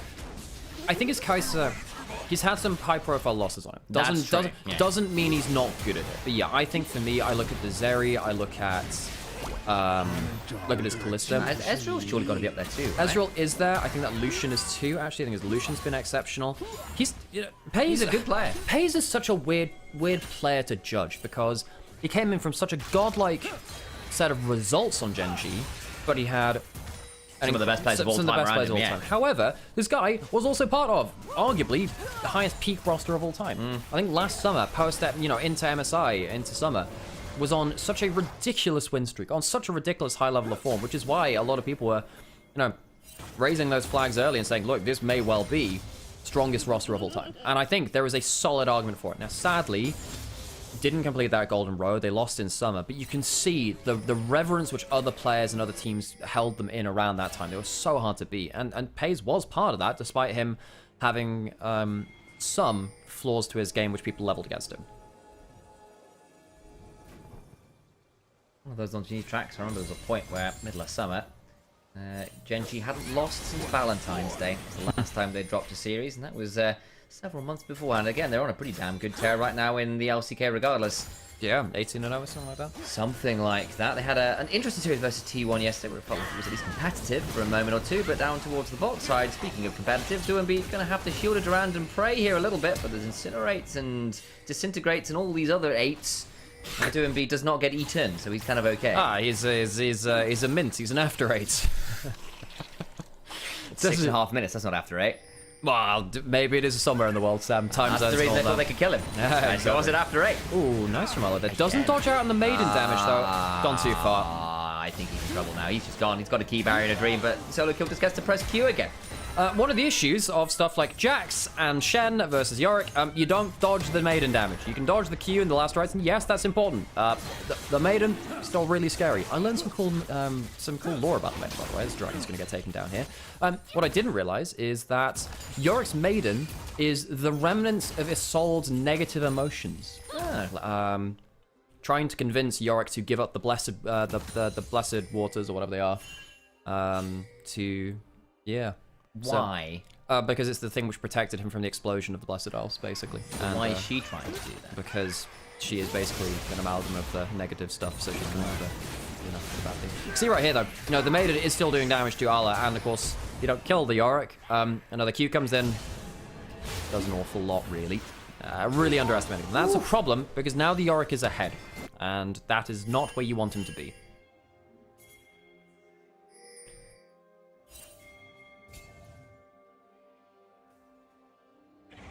Potentially looking for a little invade here into Aki.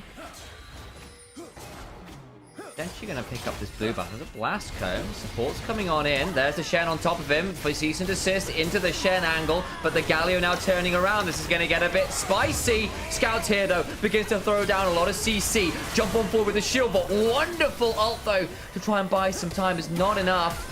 And missing, goes forward, won't quite find the value I think he was hoping for. All the while, though, Pays is turned on, gets buster shot away. Ala and Shun caught on the wrong side, but can dash over the wall. And in the end, no one actually dies but Aki. I have no idea how that hostile takeover led to nothing. That felt like it was the ridiculous god hostile takeover. But JDG still walk away with a single kill and not losing anything for it. They'll also get inside track towards the grubs. I actually wonder whether Yorick comes over and checks this, because Shun is quite low HP. Should be one secure, but I think Solo Kill will be able to stop him getting the rest. And indeed, he well hops over the wall there. There's also someone saying, why is the video quality in 720p? The short answer, it's not. You can watch up to 1440p on Twitch and YouTube. Of course, Twitch doesn't allow you to do 1440 and 1080 at the same piece, so if you have issues with that, go up to YouTube instead, or Onivia will do the same. And, yeah, so this was all over a blue buff. They spot they're getting leashed with the very last bit of the vision from the Scryer's Bloom. Shun comes over, has that level 6. Naki just uses Empowered Will, Mortal Will. Does he put down his E in time? No. Shen comes onto him. And then at that point, it's like, well, you've been kind of hit on all sides. Can't get back towards that turret. Does secure the buff itself. Doesn't actually secure his life after that point, though. I thought this hostile takeover was going to be brutal. Just look at the angle it had. It actually only ends up hitting you. Only hits one. It looked like it was so massive in the middle of it. Doesn't get the biggest value. Scout, great delaying action there with the Tibbers and make sure that no extra auto could increase the damage of the buster. Not buster shot, the explosive charge. Very surprised JDG got away with that. There's a lot of globals burned for that as well. Got a little bit dicey, don't get me wrong. Gold lead, next to even right now. There's 200 gold, if that, to NIP. That sounds exactly what Necrit said about the Maiden. Yeah, guess where I learned it from. Guess where I learned it from. I'm gonna put this out there. I feel like Isolde shouldn't have been a good person. I feel like they need, I think it works better if she's on board with Viego. Well, what do you mean by on board with Viego? As in, obviously, Viego is a megalomaniac. I'll do anything for the love of my life, and also I'm a bit of a tyrannical warlord and man-child. To an extent, Viego is, I consider him a tragic character. He's a bad person, but he's also a tragic person, because he never wanted that point of authority as well. He never, because he was second in line to the throne, I think, and his brother or uncle died. I've read the Ruination book. I know you've got it. I need to read it. No, he definitely slides into the abyss, don't get me wrong, but yeah. What does that do to Gwen's character? Gwen is another piece of his old soul, which was exploded during the detonation of the Blessed Isles, which found its way into the doll that she made. So Gwen is a bit of Isolde's soul. Yeah. Soul kind of went boom. Oh, by the way, Fairy Tail, thank you so much for the sub. We do appreciate that. And yeah, there are some really cool lore bits out there. I think that the Ruined King game, by the way, probably my favorite bits of lore, and the way it's delivered out there is very, very good. I think I agree. I was a little bit sad that the Silas Demacia game wasn't good. It should have, look, honestly, the gameplay loop wasn't good enough. If you're going to make something which is kind of like that top-down roguelike WASD kind of movement, it needs to be clean, it needs to be slick. It felt a bit janky. I was actually talking to Dracos about this a little bit post one of the LEC meetings. We were saying that there are some really annoying bits where the earliest combo you get is the best one for the game. So you don't have to learn any of the cool combos later, which feels a bit meh. So it gets a little bit derivative, the combat. It's all the same combats and stuff. And then other thing is, later into the game, there are some mechanics which are unlocked, which overlap on the same key, so you need to do some janky stuff. Hang on a second, Lee getting jumped on. He's getting CC'd to absolute Narnia. There's the bailout. A final denting blow will do the work. And, a relentless force on top of it all. Somewhere out there, someone yelled Fusro Dar and punched really hard. There is a chance you can go out. You can buffer out of the Vi Ultimates Tristana if you time it very, very well. Leave obviously couldn't end up doing that. Global attack in this top case. side. Potentially could go towards that top side. Ala does have teleport, does have that ultimate. Might just say, look, we're going to take that kill mid lane, push in mid lane turret, get the dragon as well. We'll call that a worthwhile trade, even if the Yorick gets ahead. I was now going to head back towards the turret, I guess, with some members of NIP showing on the mid wave again. I wonder whether NIP should have forced harder towards top side. You're not contesting bot side, realistically. Dragon will go down. I guess they just wanted to make sure that the mid lane push wasn't as heavy as they wanted it to be. And the moment PB got into and B showed back on vision, it gave Arla license to head towards the turret again. Again, that turret is only one plate away from gone. And that will likely fall towards the Pace has all. Pace does have all. Leave's also gone in. He's rocket jumped. What was that decision-making, Leave? Leave was trying to separate out the AD carry from the rest of the team, but instead finds himself alone, and Pace has done the same thing! He jumped in, but he's got a Shen on top of him. That's why he feels empowered to do it. Flash in. Pace hit with the hostile takeover. Starts attacking his own mid laner. Missing, looking for a potential angle. There's a blast going to pull Doinb back. They don't quite have enough to work with there. I see the angle. I see the thought process, but it's going to cost you your tier 1 top. Okay, one of them had a Shen, the other one didn't. Yeah, okay, so that ends up just about saving Pace there. Solo Kill will eventually get this top lane turret, who, of course, doesn't really want to be teleporting down to the fight when there's side lane gold to be gained. As, I'm really sad that one of the big things that we lost with the Aurelion Sol rework was the loss of the Boob voice line. It was great. So, Leave was unspotted in this brush, and I think Leave thinks that he can get that engage just as Missing and Shun were about to go forwards. Sadly, can't quite do so. And the rest of the team just wasn't prepared for it. The hostile takeover wasn't in position. No bailout really going to save his life in that kind of state either. Your AD carries down at that point, and, you know, Lee gets a chance to jump, Paze gets a chance to jump into. Luckily, that doesn't lead to as much for JDG as leaves a mistake in the first part. Seems to be fair. All the while, of course, you get the flash off Doinb, flash off Aki. Those aren't bad things, to be sure. Of all of the games which people talk about from Riot Games, why does no one talk about Blitzcrank's Poro Roundup anymore? Was that a mobile game? It was a mobile game, which is no longer available. I still have it on my phone because I downloaded it at the time. It's great. I still have it. Yep. Nautilus was really broken. Why did they remove it? I don't know. Great question. Blitzcrank's Poro Roundup. Very good.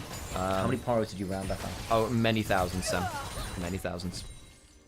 Poro hustler. Yeah, like it's like cattle. It's like a cattle hustler. You know that. You know that. You know how you get like a Parliament of Owls or a Murder of Crows or a God, what's the Raven one? I do remember that one. Oh, it's unkindness. It's unkindness of ravens. Yeah. A group of poros is known as a fluffed of poros. With a T on the end. Yeah, a fluffed. Yeah, a fluffed. A fluffed of poros. Yeah. Fluffed of poros. Yeah. Very cute. It's just like it's very endearing. It's the same sort of deal like that. What does the noise of mattress makes it moves? Flollop. A flollop. I just love that idea as a mode of transport. Yeah, thank you, Douglas Adams. Hang on a second. Global into the side lane. Aki's coming down. Has no Spirit's Refuge now. That's a lot of globals, though. He does manage to get away for a moment or two. Aki's continuing to chase.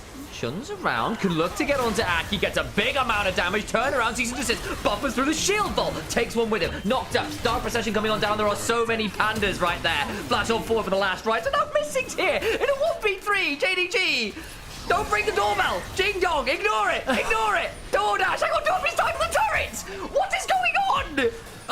Your delivery's gone next door. No, it's got into the seat. No, okay, where's it going? Leave! Does he want to press on? No, he doesn't. Oh, come on, you could have kept going. I kept saying leave because I'm just used to leave playing the Kaiser as well. Pays, I mean, look, if he gets himself another bit of CC, he could definitely jump in there. That was a whole lot of weirdness. It started off with Arla outplaying vaguely in the bot side. Shun trying to link up with Missing, dying before that could happen. And then Derby just completely missing the memo of where his teammates are after that too. That was not the world's best dive. And I don't really think it was a great tribute either. It's not the best game in the world, no. It's just a ranked game. You gotta believe me. It's a matter of it's detection systems. Yeah. I do kind of want there to be like another musical skin line, which is Jackson Gragas, which is Tenacious G. Or Tenacity, or like Tenacity G. Oh, just get Jack Black to come in. I bet Jack Black would do a very fun Gragas. I'm sure he would do. We'd also be hang on a second. Hey! They've got so many shields! It's all a ruse! You fool! You should never have started a land war in mid lane! That's the mistake!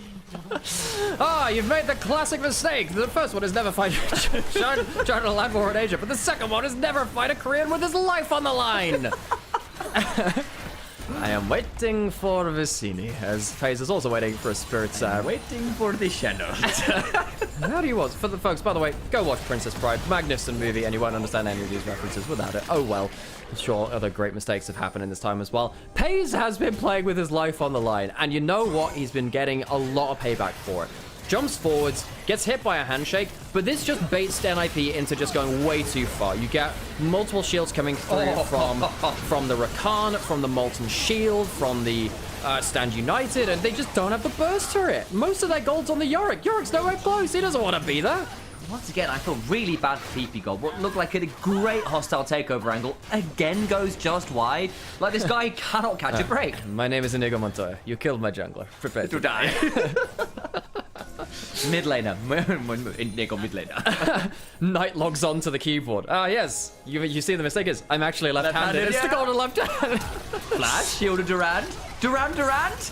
Coming to play this one out is DoMB. Gets Blast coming back, but unfortunately for them, Scout does not get to survive any longer. FaZe will throw out a W. And that's about it. Missing clears out a ward on the back end of it all and backs away. Dragon's up, it's worth noting. I was wondering whether Shun should have just thrown the ult to Aki and delayed the W coming through, but I guess with the flash available, hard to do so. NIP, good use of the globals, with still in a fairly even gold game. I will say a lot of the worry is so much of that gold is in a Yorick, who's getting towards the end of the allowance you get from a side lane. You've got both those outer turrets. There are some inner turrets to be taken. But it's not that easy to mine that amount of gold out of the sides now. Yeah, you need... I'm just going to try and come up with a reference and I can't right now. That's okay, Sam. What's that place with the unspeakable torment under the tree? There's a name for it. I mean, that place is just like the guy's torture place, yeah. Whatever. That's different. I thought you were talking about like the infernal forest or whatever it is. Yeah. The rodents of unusual sizes. That's also true. Yeah. Never considered a career in piracy. It'd make a wonderful Dread Pirate Roberts. Yeah, make it The Princess Bride has got to be one of my very favorite movies, and it is a very quotable movie too. It's got to be. What are your top 5 most quotable movies? Well, for me, Scott Pilgrim vs. the World, because Correct. I watched that religiously. Hot Fuzz. Any of the Lord of the Rings movies. Lord of the Rings. That's fair. Yeah. Princess Bride's got to be up Princess Bride is in there. The Airplane movie. there. Yeah, that's true. Mean Girls, very quotable. Yeah, Mean Girls is there. Some of the Star Wars movies are just exceptionally quotable. Not to worry, we're still flying half a ship. Half the characters, guys. We're paying vague attention. We can watch all of these. I do watch movies in my Discord every so often, by the way. If you're a movie fan, you can watch them. We watched Blade Runner 2049 the other night. Solo kill. Ala needs to save the Shadow Dash until the Dark Procession is used, which is a bit of a problem in this matchup. He needs to save us get out of those walls, which is a bit of an issue. Just so many angry pandas. Ow, that's a lot of that. I mean, look at them. Hang on a second. Incompetent. They're going into him onto the sideline. He does have flash coming up very soon, but he gets burst out by the Annie. In comes the Incinerate, Disintegrate. I can never remember which way round they are. I believe Disintegrate is W, and that came second. So I'm hoping I'm right. Hayes has joined and throws out some autos. There is, strictly speaking, an Atacana on the other side of the rift, but no one is on top of it. So it's just a kill onto the Yorick. So, solo kill goes a little too far. You can see how you are emboldened. It's kind of the LeBlanc issue. So big, that's how you get it. You know how LeBlanc gets like 5 kills and then thinks she's invincible, but actually has, because LeBlanc never builds any defenses really, she can just die. Similar kind of thing with the Yorick. You think, yes, I'm doing so much damage in a 1v1. Okay, how about a 1v3? There is always that kind of instinct as a split pusher to just keep forcing your advantage without realizing that the map is not set up for that, especially in a game like this where the payoff for you getting your individual advantage is everyone else falling behind. They can come back and pay the favor. Teleport going down now towards the bot side. This could be a Galio on top of the Pantheon, and that could be a dead Ala. In fact, I think that's very much what's going to happen. Look, he knows something's wrong, but he doesn't know exactly what.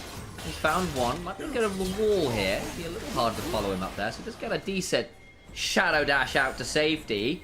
Yeah, that's what about the now. Sonic Dash, on the other side of the rift? Gotta say, go to the Green Hill zone. I use this so much when it's the, like, wow, and he's shadowing bot lane as opposed to sonicking mid lane. That's gone now started up. Now, there is a global, of course, on the Pantheon, so you can rotate into position a lot quicker than otherwise. There's a teleport behind. Kai'Sa has great objective damage, so this might be gone before they can contest. Taken there's the disintegration onto solo kill. Darth Vader is very annoyed. Pays has got a Shen on top of him, courtesy of the standing united as opposed to falling divided. Unfortunately for them, there's a hostile takeover, and that makes things a little bit tricky. Leave's got it, finding an angle, got the passive stack, thought it goes down, the Acathian rain all over him.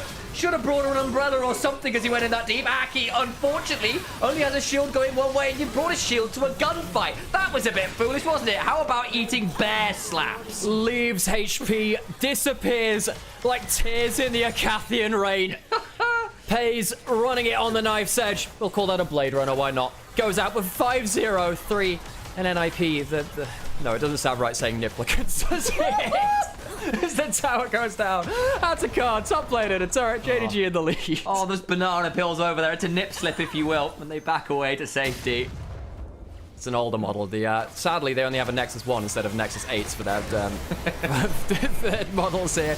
This is really good repositioning of the fight around the players guiding Pays. Now, remember back to last game where we were saying, look, you've got to protect the Varus. I don't think NIP were on the same page when it came to that. I think JDG this game very much on the right page. Missing has been utterly on point. Gets the flash out of Leave. Pace does misangle his W a little bit, but he has so much damage in Leave because he's still kind of stuck in his double animation and gets an order attack onto Sadly. Missing instead. Doesn't get that kill, and PB got flashed presumably for a bailout, which never came. That was nearly a good turnaround. Unfortunately, the bailout now goes into Aki. It's a little too little, it's a little too late, and PP God, unfortunately for you, your Pantheon has fallen. The wrong error, my friend, and they will go down. The other side shouldn't. Cues forwards and presses the smite key. Could you imagine we could get like a Blade Runner skin for, you know, that one Ionian champion with a scythe, and it could be Deckard Kane? I can get behind that. Ala's still eating panda suck. Dies for it. Oh, I know. I just realized that's not the reference. Now, the thing that's Diablo. That's Diablo. Yeah. Now, the reason for that is I had a friend who I used to play in my uni team with called Deckard Bane. And that's and you got the, and I was like, oh, that's a Blade Runner thing. I forgot that the other part of it is actually from Diablo. That being said, Diablo for Kane with that would be very funny. I can get behind it. Right, Scout, is he going to be able to find them out in the fog of war? They see the Maiden. They might know he's here. Yeah, they do. What the hell? Are you kidding me, Sam? Are you kidding me? Never in my... Shun's also going to die here as well. As I don't know, man. I mean, the grapefruit method works out for NIP. That's the noise the panda makes. Jesus Christ.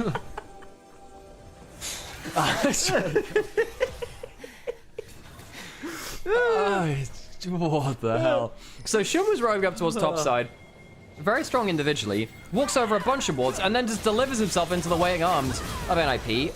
Goes forwards with the ultimate. No way he's getting away with that kill there. Shun the non-believer. It's not the way to Candy Mountain, Shun, is it? Look what's up, Baron, and you're dead. Oh, they took my kidneys. JDG.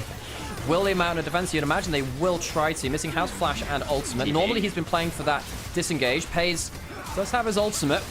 How much damage can he do? No smite, but you have damage. Looking for an angle. Doobie, all the Pays has walked into him! No! Final time around the Baron can look for the fight afterwards. Pays okay as that supercharge. Yeah, I wondered whether it could have been death, but they turn for the Baron instead. Understandable. Missing. Finds the interrupt of the lead. Could look for some more. Trying to get the stun. Just about gets out. Shun looking for an angle. Could look for the cease and desist. The Grand Starfall comes and then Cathian rains on down. Aki look for the combo. Misses the Q on the combo sphere. And Scow unleashes the power of bears. Just not enough fire fury, and a very large, very creepy Chucky-esque teddy bear brings down the other side of the fight. Well, from zero to hero, call it a polar opposite. Very fitting for the bear. Pays and missing, though, at the other side of that fight. Oh my god, the amount of skill shots that Pays dodged out on, with missing helping, weaving in and out. Missing has been on poor form for a large part of the last 2 years at this point, but occasionally you get those glimpses of why he had such a huge Rakan win streak within the LPL. He's had a magnificent game. Flawless KDA, currently 1-0-14, and Pays has reaped the rewards of that being 7-0-4. JDG walk away with the Atakan. They walk away with another host of kills, and the gold lead extending a little bit. Now, start of this play, Pays didn't actually have the ultimate. I missaw the ultimate there. Hostile takeover, buys time. Derby also looking to buy time. I think NIP crossed their wires a little bit here, though. In my mind, Derby is only delaying him. You are looking for a retreat. He's lost a lot of his HP now, and I think Leave makes the wrong decision to stand and fight. Maybe I'll be having a different conversation about that if he gets that kill, but sadly can't. And opens up the window for the Vikings to go absolutely mental. Look how Pays plays this out now. Cleanses out, dodges the first Q here. Ends up getting another shield through it. We won't get to see the rest of that as it focuses on here with a huge damage from the Annie, but trust me, go back and watch that replay. Pays ends up absolutely massacring Aki with missing, diving in and out of the fight. That is the power of Flicker Blades. I'm telling you there, the amount of cooldowns, the amount of mobility this Kai'Sa has. And now has a QSS. So you have the cleanse for the Pantheon stun, you have the QSS stew if you're going in kind of 1v1 mano a mano with the man dropper himself.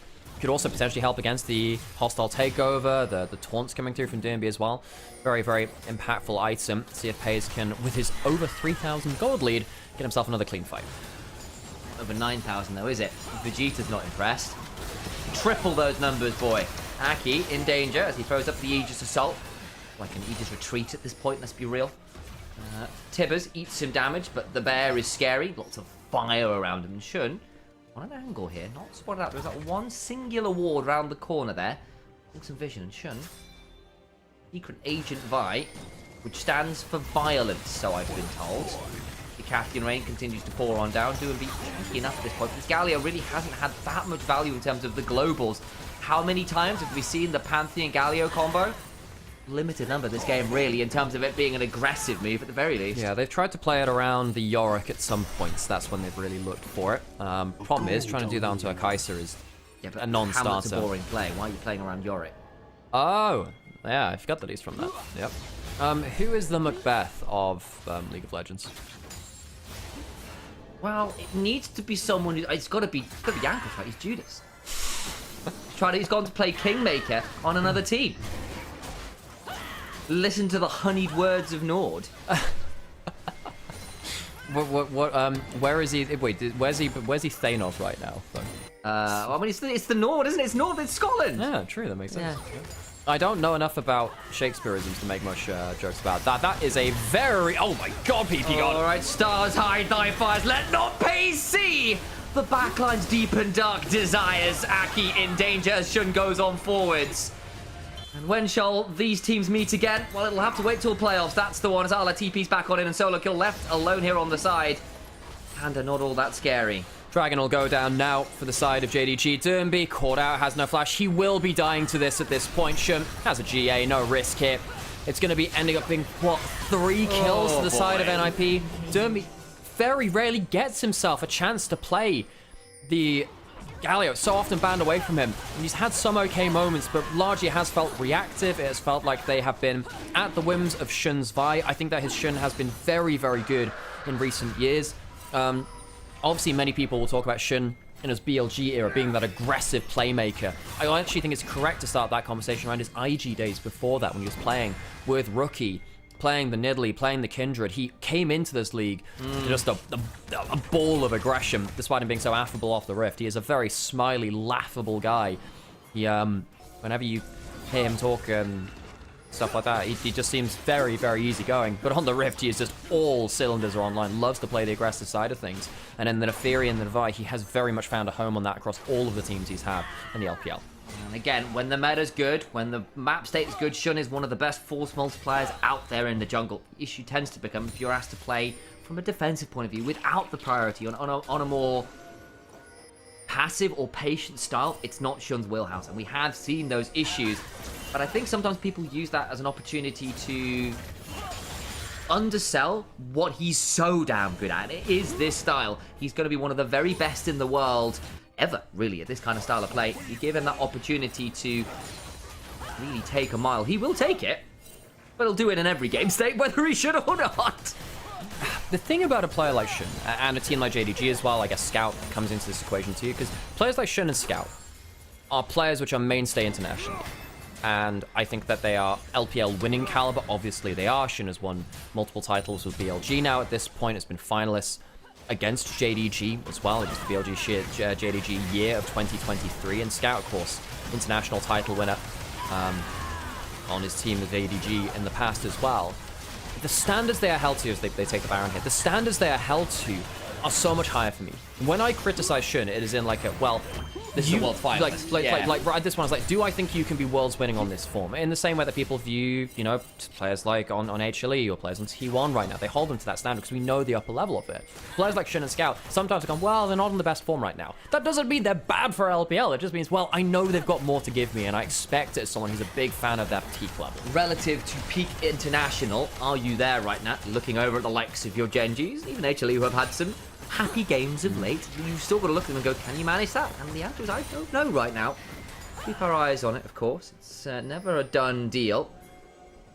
As it stands, I had something quite profound to say. I don't anymore. It was an empty thought. JDG as a team will group up towards the spot side, use the last 2 minutes of their Baron buff to walk in and potentially take a second inhibitor. Dermby's trying to make sure it's not 3. At least. NIP, they're broken. They're 10,000 gold down. By the way, Scout will start shredding Magic Resist 4. I know it's not an AP Kai'Sa build, but the passive definitely counts too. The Bloodletters goes onto the target. Kai'Sa will do more damage to them too, which is kind of scary. JDG ready to start forcing in. Burn a little bit of a Guardian Shield there to keep people alive as leave a lot of their damage goes up. What? Why? That is a very good question. Diving feet first into hell. Not quite sure he's got a job cut out for him in the ODSTs, but we shall see. Well, the ODSTs never did have that long a life expectancy. Apparently, that's going to be a problem. Into the backline they go. Shun immune so much of the damage with the R button pays. With every shield under the sun is a god this game. Going to look for the pentakill. He's already counted to 4 and teleport behind. They're delivering it to him on a silver platter. The Acathian rain turns into a monsoon. Pentakill for Pays. Pays will finish it off with an absolute crowning achievement. JDG put NIP to the sword and will secure themselves a top 4 finish and make sure they reach playoffs. That was exactly what you want to see out of your AD carry player. Pays has come over from the LCK, come over from Genji, and has had games where he's looked missing. I don't mean the support. And then sometimes he has games like that and you go, God damn, this guy can teamfight, can't he? JDG walk away, securing a top 4 finish within the LPL regular season. Top 4 directly qualifies into playoffs. Any of the other teams in Group Ascend will have to fight amongst themselves and amongst the top 2 teams from Group Nirvana.